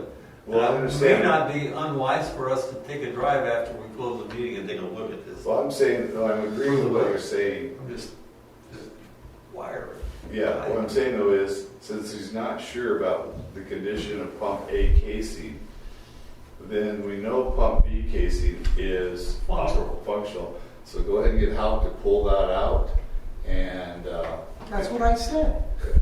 no. Okay, That's where the 20,000 came from. Yep. all right. So, okay, I'm trying to think if there's anything else with intake. So, 2.5 hours, we're still in the management report. We're in an hour and a half, and you like meetings. Oh, hour and a half. So All right. don't tell me about how long we've been here. Yeah. We have lots to cover. What? I didn't hear you say. I said we have lots to cover. Before that, though. I said you liked having the meeting, we're having a Yeah, meeting. Oh, I love these meetings. Good, so have fun here. One of the things here, you talked about we have increased site inspections to twice a day, all districts. Is that because of where we're at now? Because I didn't understand that. Why are you doing site inspections twice a day? well, on the wells sites, I think it's put well sites. We're running our wells right now like they've never been ran before. Okay. And every time we run a well here, it blows up and it doesn't work. Oh. So I have these guys, the first thing in the morning, they go out to look at all the wells. They look at, we've been watching drawdown, just seeing recovery. And then at the end of the shift, I'm having them go out there and do that as How well. are the water levels holding after you've been running? They're good. Okay, good, Yeah. good. So I'm trying to get them in the mindset right now of those wells, take a look at those wells twice a day, and intake. They're going out there first thing in the morning, and they're going out there in the shift. Make sure. So all these wells are running right now? Yes. And they've all except the one has been running for almost a week now? Yes. Yep. Wide open, right? Yep. Wide open. Well, all four of them are running, you said all but one is not. Well, Ranchito 1 just got up and going on Friday, so the other ones ran Monday, Tuesday, Wednesday, Thursday, and then Ranchito 1 got up and going on Friday. You have to check that 4 times a day. Yeah. And Ranchito 1 is putting out more water than any of them. So, Good. I got a dumb question. I'm looking at the water audit page. At the bottom it says January 2020. I'm just curious if this is not January. That's what it says down here in the bottom corner of this page. Is this from January? No, look where it says the date on the water lot. Sorry. I can't read it. Yeah, it's a very poor copy, by the way. Oh, yeah, I can. Almost. Water 3. on. I think that's just a tag at the bottom that, Yeah. when it was created. Yeah. So it's 13 or 14% water loss. Okay.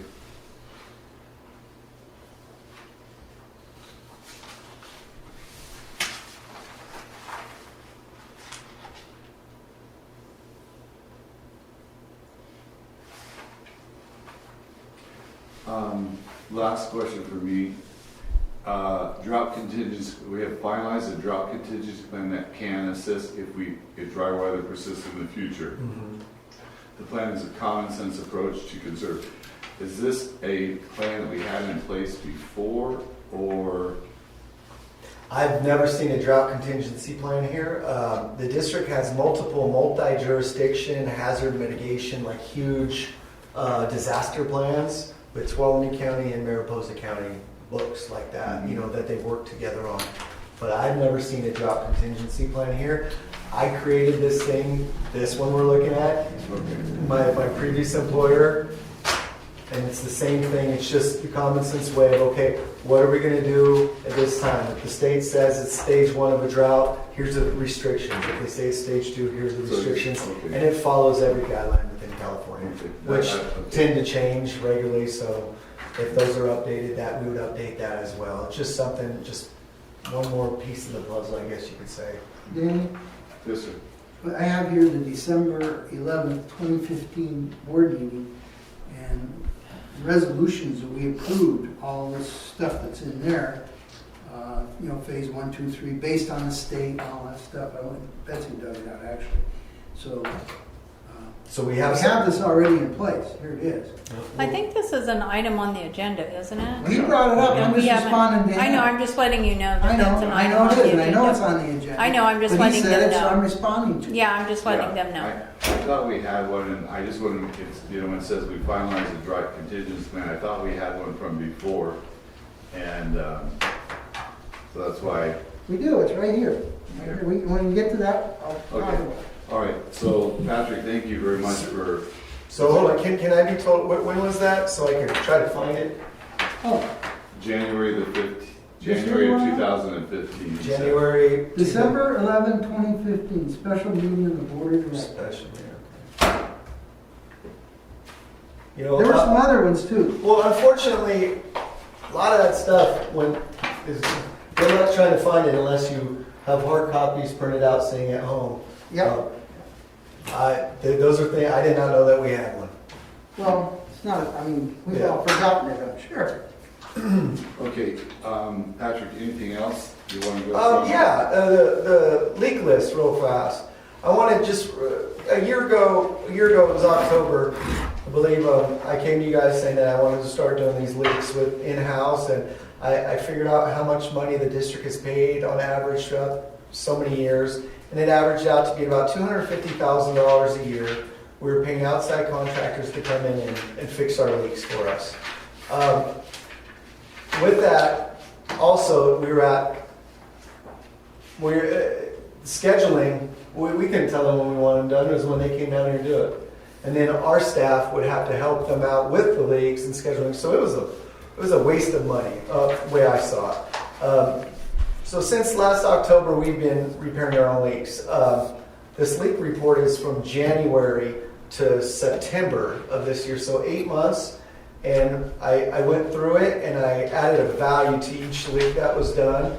And that value is from my experience in the field and as a contractor, I know what these cost.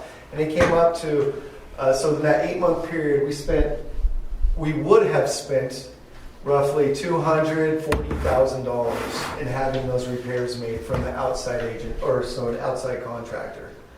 So, and the only thing that we did was we had to spend some money on upgrading some equipment, some small tools, and we had the backhoe, we had the dump truck, we had everything, so we had to get some stuff up and running, and then we added one more employee. I think it's been significant savings within the district. We have no leaks going right now that we know of right now. When there's a leak, we get on it within that week. I think our crew has done a wonderful job. The quality of work is much better. We know what's going on with the work now. We're able to add it to the maps. The public see us out fixing these leaks, and I think it's been a good move. And I look forward to, as we continue to do this, we're going to start doing more things like the flushing and the valve replacements, and we're doing all these things, and we're actually upgrading our system for a lot less money than what the district has been doing in the past, where they're just paying to Band-Aid things through an outside contractor, which we're very thankful for the work they did. I I'm very happy with what I see though in our bank account and just out in the field. The quality of work these guys have done has been amazing. And I'll say that, and I'll stand by it. I go out on almost all these leaks and I see what they're doing, and they're doing a really good job. And it's saving us a lot of money too. So, I'm gonna go around the table one time. Emery. This is for you guys. Why did we go to a private company to do that? I just can't remember. I just don't remember why. It wasn't to save money, right? No, the reason was we were down. I think we had 30 leaks, something like that. We had Randy and Jose. Jose was the only people we had. Okay. Period. And the manager at the time, they weren't getting to it, and he chose to go to an outside resource. Mm-hmm. That was basically what he was doing, is outsourcing basically everything he could outsource. These guys did, I'll say, the meter reading, and I'm speaking from Danny Johnson's perception, not from the managers. They did the other things around here, customer service, fixed a few meters, this, that, and something else, and that's why. There was no supervision. And so, I know you didn't like that concept, but no, I I just can't asked remember what numerous we did. times, put together a cost analysis Yeah. in these meetings to put our own leak crew together, because I couldn't see us paying these guys thousands of dollars and then come out here and use our equipment and not even give us money back to use our equipment. I was frustrated the whole time, but I'm one board member, and he was the manager, so I get too far in the weeds sometimes. So I just was trying to remember why we did it, because it's we what it's didn't do it. what The we manager did it. That was his choice, Oh. and we did not. This was his way of managing this district. Can I also add something, if I recall? It was at the time we were going out for those grants and we were having like a lot of water loss. And in order to get those grants, we had to reduce that water loss. And so, however, they may have stayed longer than what the board had intended when he discussed it. But that was the initial, I think. Yeah, and to add But then it went on from there. To add to Cindy's point, there was also, from my understanding, there was up to like 30 leaks at once. So, so short staffing got behind. Staffing got behind. We only had 2 people. The district only had 2 people, and then you have 30 known leaks. You have grants trying to come through. I would have done the same thing. I would have hired a company to come in here to get us caught up. The panic of the drought, we're trying to figure out how in the world to get some wells in the ground, and everything's leaking, and it seemed like a natural. And I think the board, on the board's view at that time, kind of felt they needed. I'm speaking for you. Sorry that you may have needed to go along with it because you were going to ask the community to save water, and you felt it was unfair to ask them to save water while we had water running down the street. So the hands kind of got tied. Of what we did at that point. Yeah. I think it was the right thing. Yeah. The only action As the we manager took- now, I'm not second guessing that at all. I do know once I came in, the timing and everything that was sitting out. I'm just stating. I think you guys voted on, or you guys have supported our emergency leak crew in this, and I think that was a good decision to make. And where the district is at now, it's doing well. We're in a different place, Yes. and we have different priorities now, and we're staffed differently now, and And we have yeah, more wells. and the bottom line was the leaks were just constant because the ground was so dry and it was cracking and just. And I do believe that I think all of the board members at that time did question after it, think we got them fixed and it slowed down and everything. And then I believe the board was saying after that, they didn't seem in agreement to continue to use them. I just have to add that if I recall that general consensus in the meetings. You brought up a good point, though. We have these wells, and we didn't have them then. Yeah. That's what's saving us right now. Absolutely. I would say for my predecessor got some wells in here right now. If we didn't have these wells, We'd be dead. I'd be very scared. So getting those wells. Let's go back though to reflect on the community members that were here. We've all taken a lot of heat for those wells. Oh, I no kidding. That they were not the right thing to do. We spent too much money. You continue to hear that today. Yeah. I'm not saying that we said that, I'm saying. No, I'm just, it's shocking that somebody would say that. I mean, we have, Oh, it's terrible. because when the drought started, we had $1 million. And when it was all done and we have wells, we still got $1 million and we got 21 acres and 4 wells. How bad did we do? I don't Well, think I that's fully bad. agree, Russ. I fully agree. Your assets increased. I agree. And I remember Your Emery assets saying in increased. that meeting, no matter, 50%, no matter which way we go, we're gonna be wrong. And I'll never forget that until I get dementia, I guess. But I don't think we Yeah. made any mistakes. Yeah. We're doing the best we can, and we're doing the best for the community. Yeah, we got auxiliary water sources to our, the more water sources we can have as a water district, the better. Well, I think we spent a lot of money on those wells, a lot more than we should have. But it wasn't our money. Well, We got the thing it there back. though, Dan, I agree they were a lot of money, but we had to follow the state protocols. If you were a big water district in the same situation, you would have paid the same amount as we did up here. I mean, it wasn't as if you could negotiate on, well, we're a special district, we want a 50% discount because we had to meet the state's requirements, so. I mean, the bottom line is, I as a board member or as a member of the public will say prevailing wage sucks. I could agree with you, All right. but so that's life. Yeah. So, okay. Oh, Russ, last opportunity to talk about. I don't have anything to say. Ms. Sneller, anything? Mr. Dan? If not, we're gonna move on. I don't have anything. can I Okay. make one last statement real quick? Dan, during the drought, I put a well in for $16,000. Just a hole going down around 400 feet. That same thing, because you're a public agency, costs 10 times that much, you know. It just costs more. So you're complaining about the cost. They just charge more for public water wells that meet quality, standard. Mine doesn't. It's just a hole that brings up, water. A district well has much higher standard to meet than my little $16,000 hole. Starts with the planning, just the planning. Yeah, portion. all that stuff, It's huge. It's Okay, huge. so let's move on. Patrick, thank you very much. We're gonna go to the approval of the consent agenda, which is read and file the treasurer's report for August and September, and approval of the minutes for the regular meeting of August the 17th and the emergency meeting of October 14th. Those are pages 8 through 26. Any questions or concerns? I'll move approval. You do? Okay, Who's second? Mr. Russ, second. Okay. Okay, any questions from any board members? Patrick, any statements? Yeah, there's lots here. If you guys have any questions or checks, I know where the money's going. Feel free to ask. Well, I was happy to see that we weren't as far, let's see, August, the September one, it looked a little bit better as far as our bank account. I was really happy about that. Yeah, we're at $1 million. 1,011,000, all ones and Yep. zeros. Okay, so with that, I'll call for a vote. All in favor? Aye. You have a unanimous vote of approval? Okay, we're gonna move on to the first other agenda item. It's approval of a drought contingency plan, and that is page 27 through 29.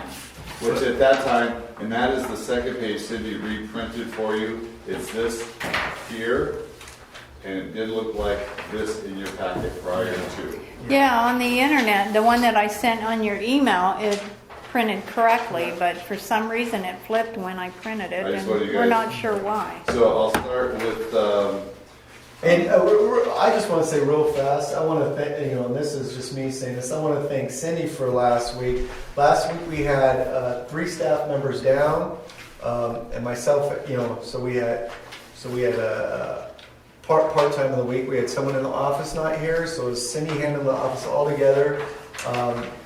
Me and her, we were very busy, not an excuse, but little things like this I usually would catch going through, but we were running around with our head cut off, and so we didn't catch, like you mentioned the water loss.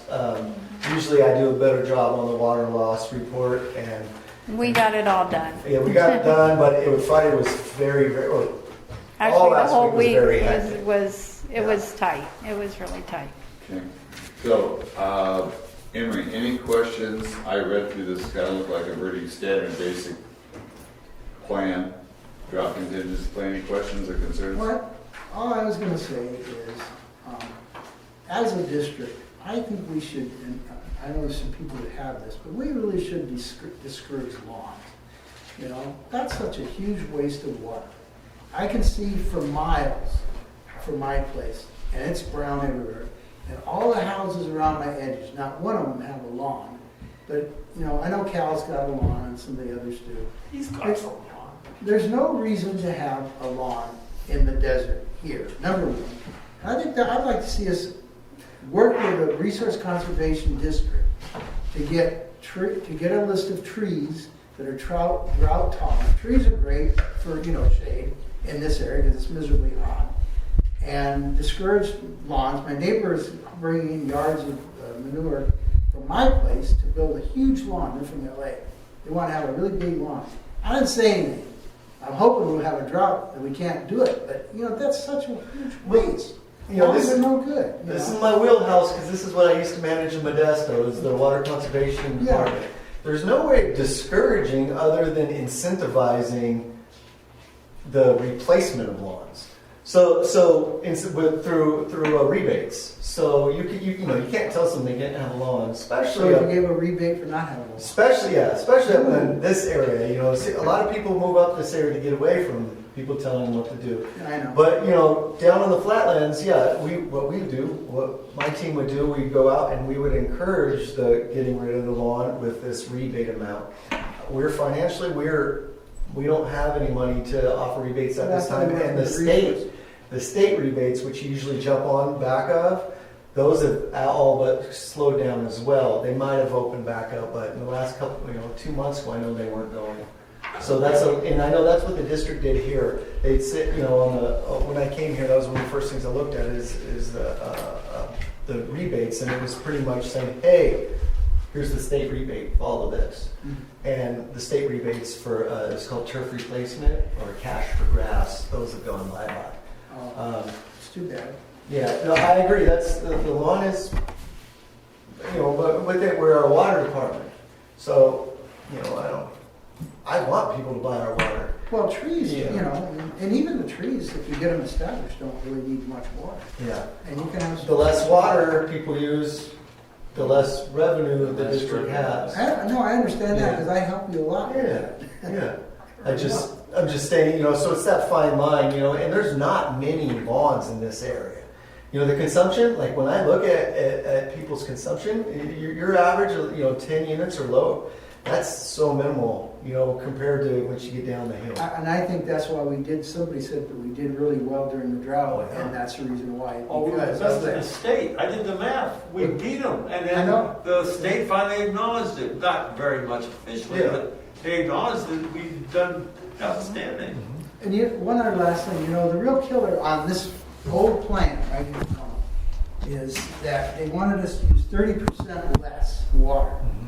You know, I use bazillions of gallons for those cows. I'm going to be great if we use 30% less because I use tons already. But the guys that are really conserving, that's a problem with that system, is then they got to even conserve more, and they already, you know, are conserving. There's people that are saving water, put it in jugs, and all kind of stuff. Those are the ones that get really hurt when they have to conserve 30% more. Yeah, and That's one of the things I didn't like about that plan. Yeah, it was a blanketed to everybody because I had it at City Modesto, we had it reduced 30% too. It was the same. Well, I agree again, I guess. We had a lady in the office when the drought started and I first got here that was using between 2 and 3 a month. Yeah, that's right. 2 and 3 a month. What could she cut out to take? To get rid of a third of hers to go from 3 to 2? Yeah. I remember when she said that. I couldn't believe it. Yeah, so again, the usage up here is not crazy. No one abuses it, other than when I drive in right here on the corner here. Those are the only people I ever see wasting water up here. But on Deerwood, Deerwood? Yeah. he's got a well. Yeah, He's using his well. Yeah, I know. I'm just saying that's the only water You waste still I hate it. usually see up here is when I'm driving in and it gets sprayed with sprinklers. But You got a sign out there saying that. Yeah, okay. Any comments? Still about hate to this? waste. Well, my only thing is I don't know what's the difference between this and that is, so if, Yeah. and I don't see this as being an urgent thing because this is a. It's not, and I'll tell you right now, I didn't know we had that. I would like to So put let this me make whole discussion off. Let me make until we a have proposal both. then with board consensus. Since you didn't know that was here, let's bring this back next month All right. and you compare the two and Yes. say, this is what we have, or we tweak what we have and we update it. Okay. If with board consensus, we won't approve this, we'll postpone it until next month. That's We where don't I'm have to going. have this lengthy of a discussion. The one question I had for you on this, it says water leaks, this is in phase 1 and 2. Water leaks once identified by homeowner must be repaired within 24 hours. Okay, I know that was pretty universal. My question to you is, if we go this direction, can we help our homeowners here? I mean, we don't have a real, and I mean, if you look at the board, we're all in the same bucket as if you average this. Do we have the ability where we can build and do some work to help our homeowners out and charge You know for what? every repair? I asked Patrick to do that for me, and so he said that he'd be glad to help because he wants to do that for all the people. So, although I paid, A handyman to come here. yeah. Well, So, here's the thing. District policy, pass the meter, we don't take care. Right. And as far as policy, I, as a general manager, was never going to change that. Now, as a general manager and part of the community and everything, if I have anybody within this district call us and say that they have a leak on their side and they need some help identifying it, we go out there. I'm not saying help identify it. Fixing it? I'm saying, it says repairs. I'm saying, do we have, I know it's slippery slope, but I'm also, let's be fair. If you said I have a leak, one, I can't identify it, you help me identify it. Two, I'm not in a position to fix it. And three, getting somebody up here to fix it, we know the challenges. All I'm throwing out is a thought. I'm not saying we're gonna write this. I'm saying, is there any way we can put anything into place? We don't have to discuss it today. I want to move on. Oh, no, I got you. We're riding this horse. I know Cindy's over there about to Yeah, choke. I know. I can tell you in the past, Patrick is correct, that if we fix anything past the meter, we're responsible for that, and you can get into some real hairy stuff. I fully agree. What with we you. can do is put together a list of people that are capable of fixing that leak. We can't, in the past, we've made it very clear that we're not recommending anyone because it comes back to bite us if they didn't do a good job or they overcharged. But we can give them a couple of phone numbers and people and let them choose. Are those people in the area because it costs We you don't know because $80? we don't have that list yet. It costs you $80 to have somebody come out here, That just would- to come out here. But that would be their choice who to hire. So And there's we can't be specific. I used that Parrot Plumbing. It took them a little while to get Yes. there. Those guys are really cheap. That is one. That is one. Yeah, I And just so, don't- Right, guy was and great, quick. some people may want someone licensed. Some people may just want to fix a guy. Some people, and if you we can give them a list with the caveat that we're not making a recommendation to them. And I then just they do can- that as, Yeah. if we have to monitor and enforce, I know we're flexible. Yes, Yeah. I was trying to help where we move this along. So, absolutely. Yeah. And to end So- up, yeah. Again, we said on the drought contingency plan, we have a Come board back and consensus look at that. to compare the one from 2015 that was identified by Director Ross and this one to see if they're comparable, they're saying, and you bring back and say, here's what this one does and here's the differences. Yes, sir. And we'll go forward with that. So do we have a board consensus for We that? have a board consensus. Raise Yes. your hands, please. Yeah. Oh, yeah, but I'm gonna say right now, I won't vote yes on anything that has us fixing anything for anybody. Well, we're not talking about that. Okay. We're just, Yeah. well, we're not now is the plan.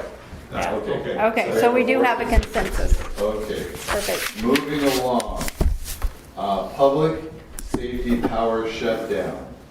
This is pages 30 through 77. Yeah, okay, so that's what, that ruined the packet, made it all confusing. That's a template, provide, SOP, we could crank out SOPs all day long. This is one provided by the state, and this is something they want to get everybody kind of on standard for having a standard everybody on standard for having an operating procedure for during these power safety shutdowns.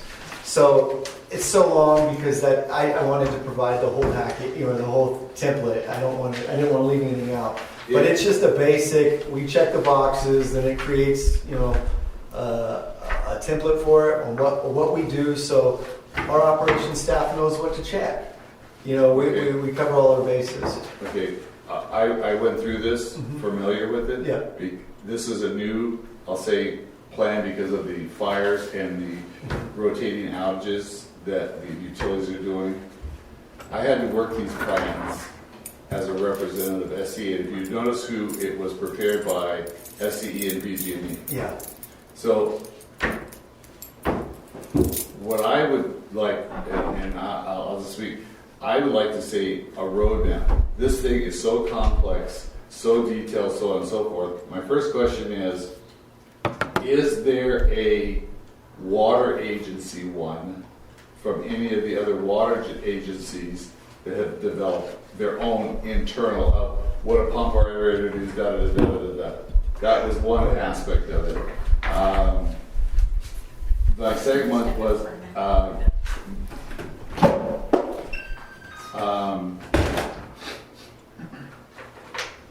what steps are we going to take to implement this? So again, it's kind of like the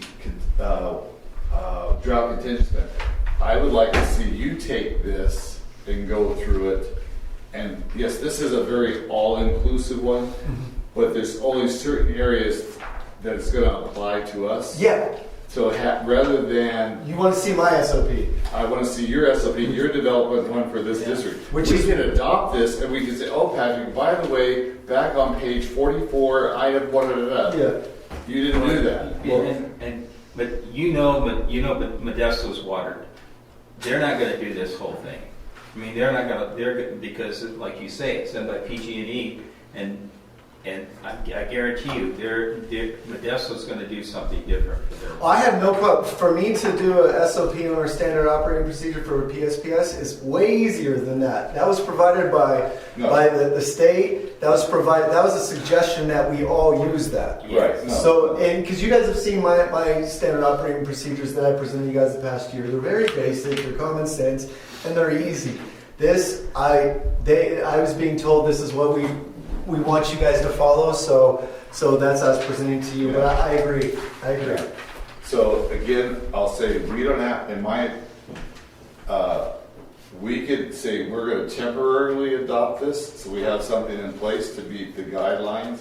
But then if I looked at trying to train somebody on this in all aspects of it, I think you need to go through and spend some time detailing the specific areas that apply to our district and the interactions and the relationships of who we contact. Yeah. I mean, the roadmap is phenomenal. Yeah.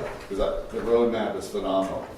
But we're not going to go around the world in 80 days on this. I mean, we're going to spend a year doing it. So with board consensus, we could adopt this with the caveat of you want me to take the information, make it specific to the district, and make it ours, and condense it? You have a training plan in place. You have people signed off that this is what the expectations are. Well, that's every SOP we have. We do the same thing with. Yeah. Okay. And on this is walking through a standard operating procedure for PSPS shutdowns is very basic around here, and it's very basic. So that's quite easy. When I'm being told by the state, when I'm getting that sense that this is, okay, we'll move forward with it. But yeah, I could do that. Or find out what other districts of similar size, what are they doing? Yeah. Because I mean, I read this, I thought, holy moly. Okay. I mean, To add to that, I just wondered, what did we decide on generators? we're going to get to that. That's coming up. Okay. There's a thing in here for generators pretty soon. Yeah. Okay. All right. So with board, do we want to go ahead and approve this on an interim basis till he brings this back and revised? This thing? The whole thing? Yes. It's a template. Okay. Why would you? All right. No, I don't approve Yeah. this. Okay, so with board consensus, Patrick will review this document, this proposal, and develop a very all-inclusive strategic plan that meets all guidelines for our district. Do I have a board consensus? Of course, yeah. Okay, all in favor?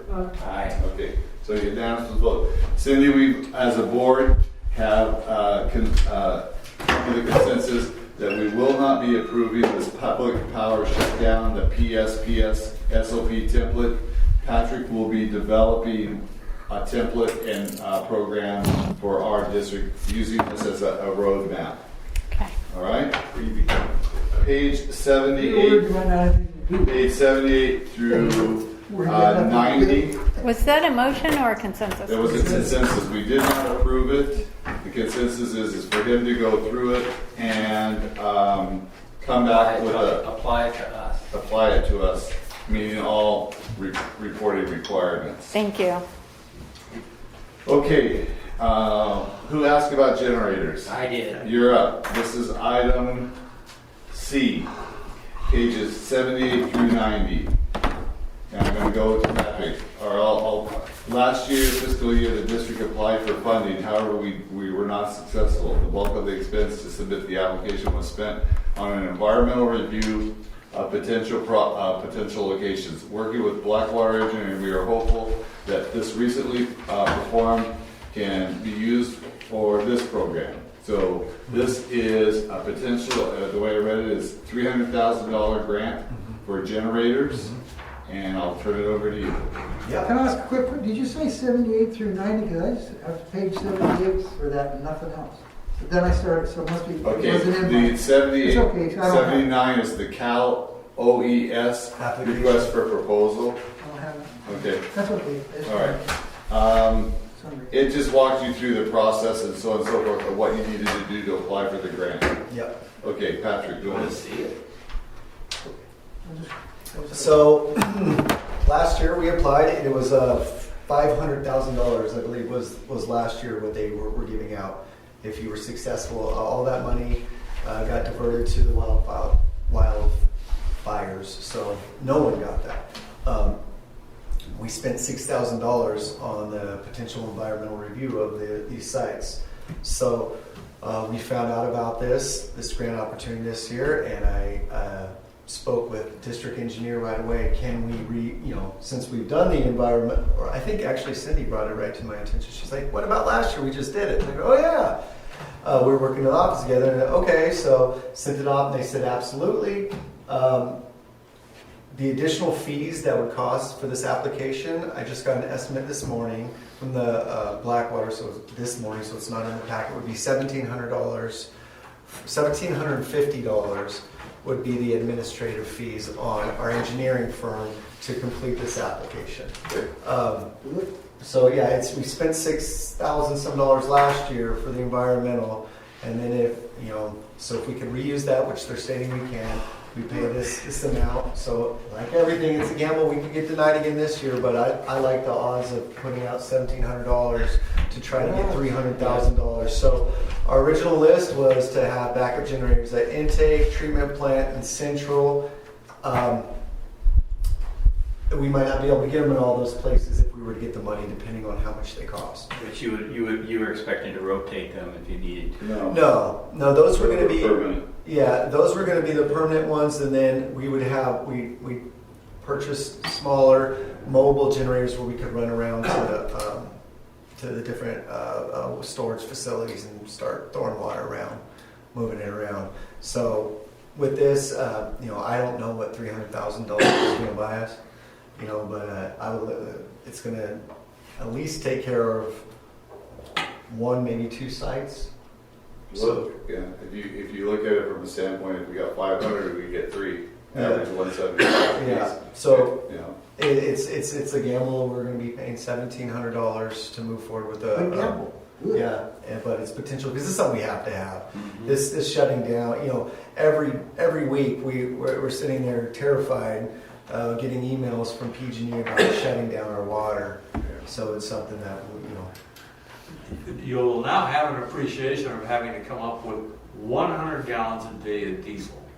But if you got 3 big generators running, then Electric. should tell you that you got a significant issue fueling generators. Electric generators. Yeah, but he's saying you're gonna have to have diesel fuel to. Run your generators. No, these they're talking about, now this is through Cali OES, they don't want any diesel generators. So it's propane? Yeah, that's in the writing, they said there's no diesel generators. So I didn't catch that. Yeah. How are they powered then? How are they powered? Yeah, Solar, Danny. yeah. Yeah, right. You know, those are things that, you know, it's not in this packet that's submitted, but last year, that was one of the first things, is they're not diesel. Because they're propane, because there's nothing else.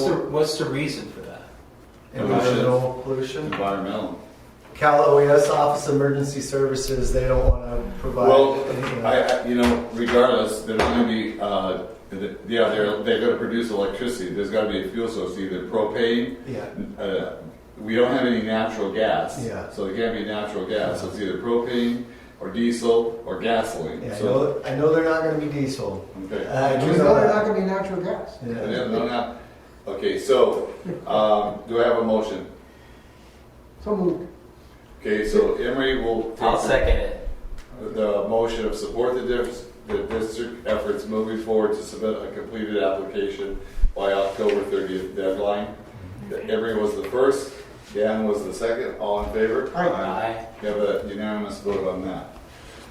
Okay, That's the what page, 90? and now we're on page 91. And this is, Self-help. this is a self-help enterprise that he mentioned at the beginning of the meeting. This is pages 91 through 93. Yeah. And this is where he talked about the, I don't know what to call it, an organization, an agency, or whatever, that would help our district identify grant opportunities. Is that a fair way to put it? Absolutely. Okay. The recommendation is to enter into an agreement that allows self-help enterprises to serve as a technical assistant representative for the Lake Top Pedro Community Service. So it's just kind of networking an agency. To me, it's like a IRWIP that they're going to help. It's another form of contact and say, okay. Yeah, this is more on the informational side. I wanted to present to you. We're not exchanging money. We're not getting into a contract with them. But I just wanted to. You guys have asked for me to find other resources of money to see what I can do to help around here, and this is one way of which we're doing that. Working with self-help enterprises, and I listed 1, 2, 3. So the backup generators, if Cal OES says no, you know, they're actively looking for money for those backup generators for us as well through the state revolving fund, which is a different funding source.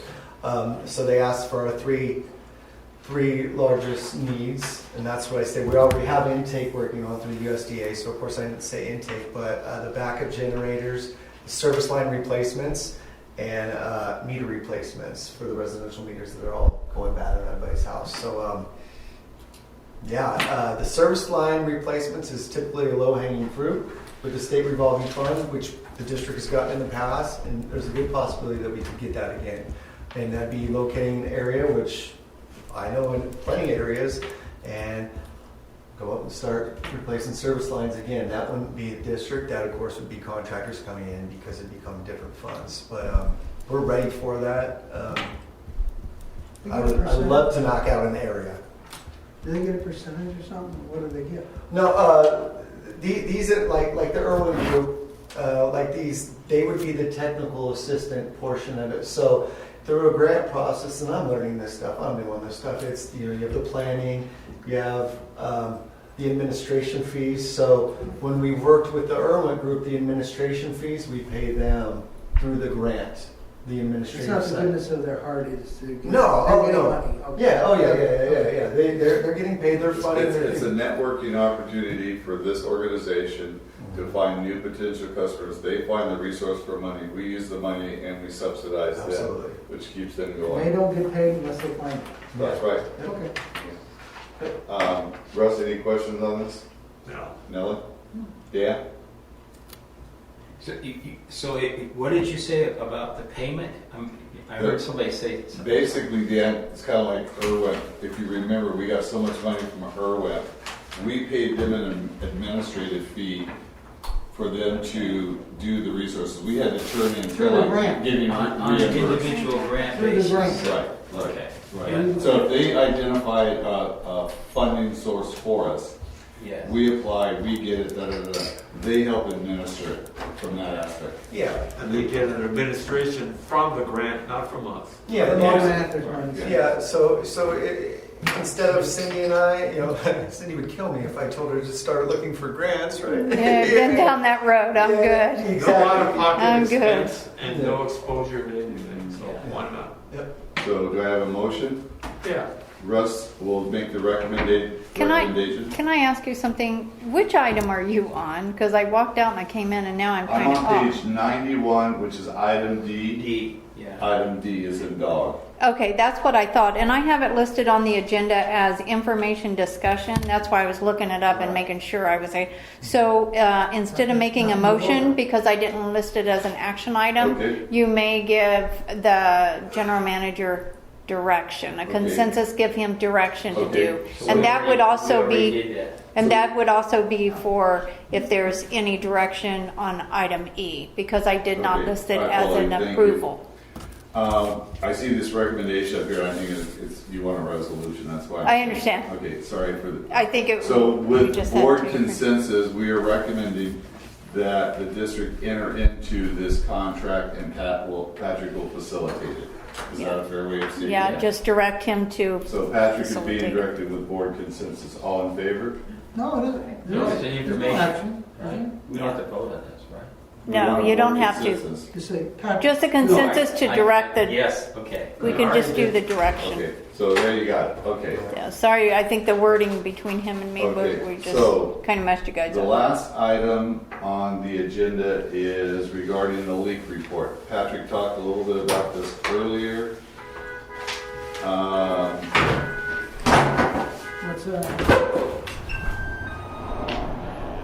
Somebody pulling in a white car. Someone pull.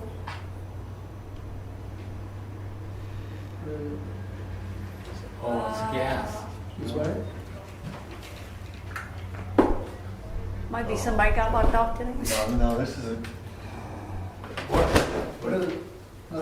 Okay, so the last item is about what they've done, and he said this report was from January through September.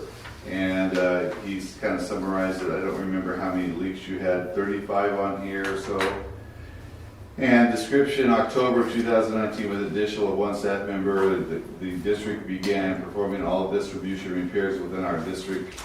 This decision has saved us thousands of dollars. $240,000. Leak repairs are also scheduled to occur much quicker, saving water loss, not relying on a contract.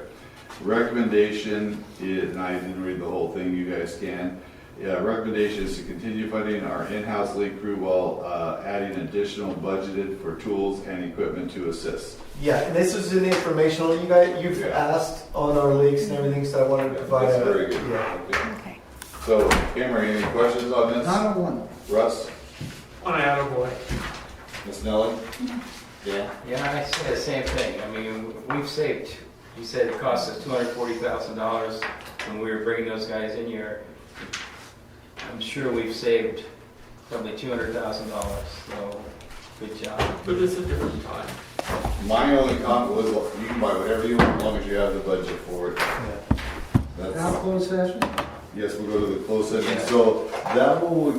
Can you guys give me, Yeah, let me just get the statement, then I'll go. Actually, let's This go will for a vote. conclude the regular meeting as of 3:10 on October 19th. We will be moving into closed session, and we'll move into closed session at 3:15. Okay. I have Is so many everybody more fine? ideas I can talk about. Danny, in this report,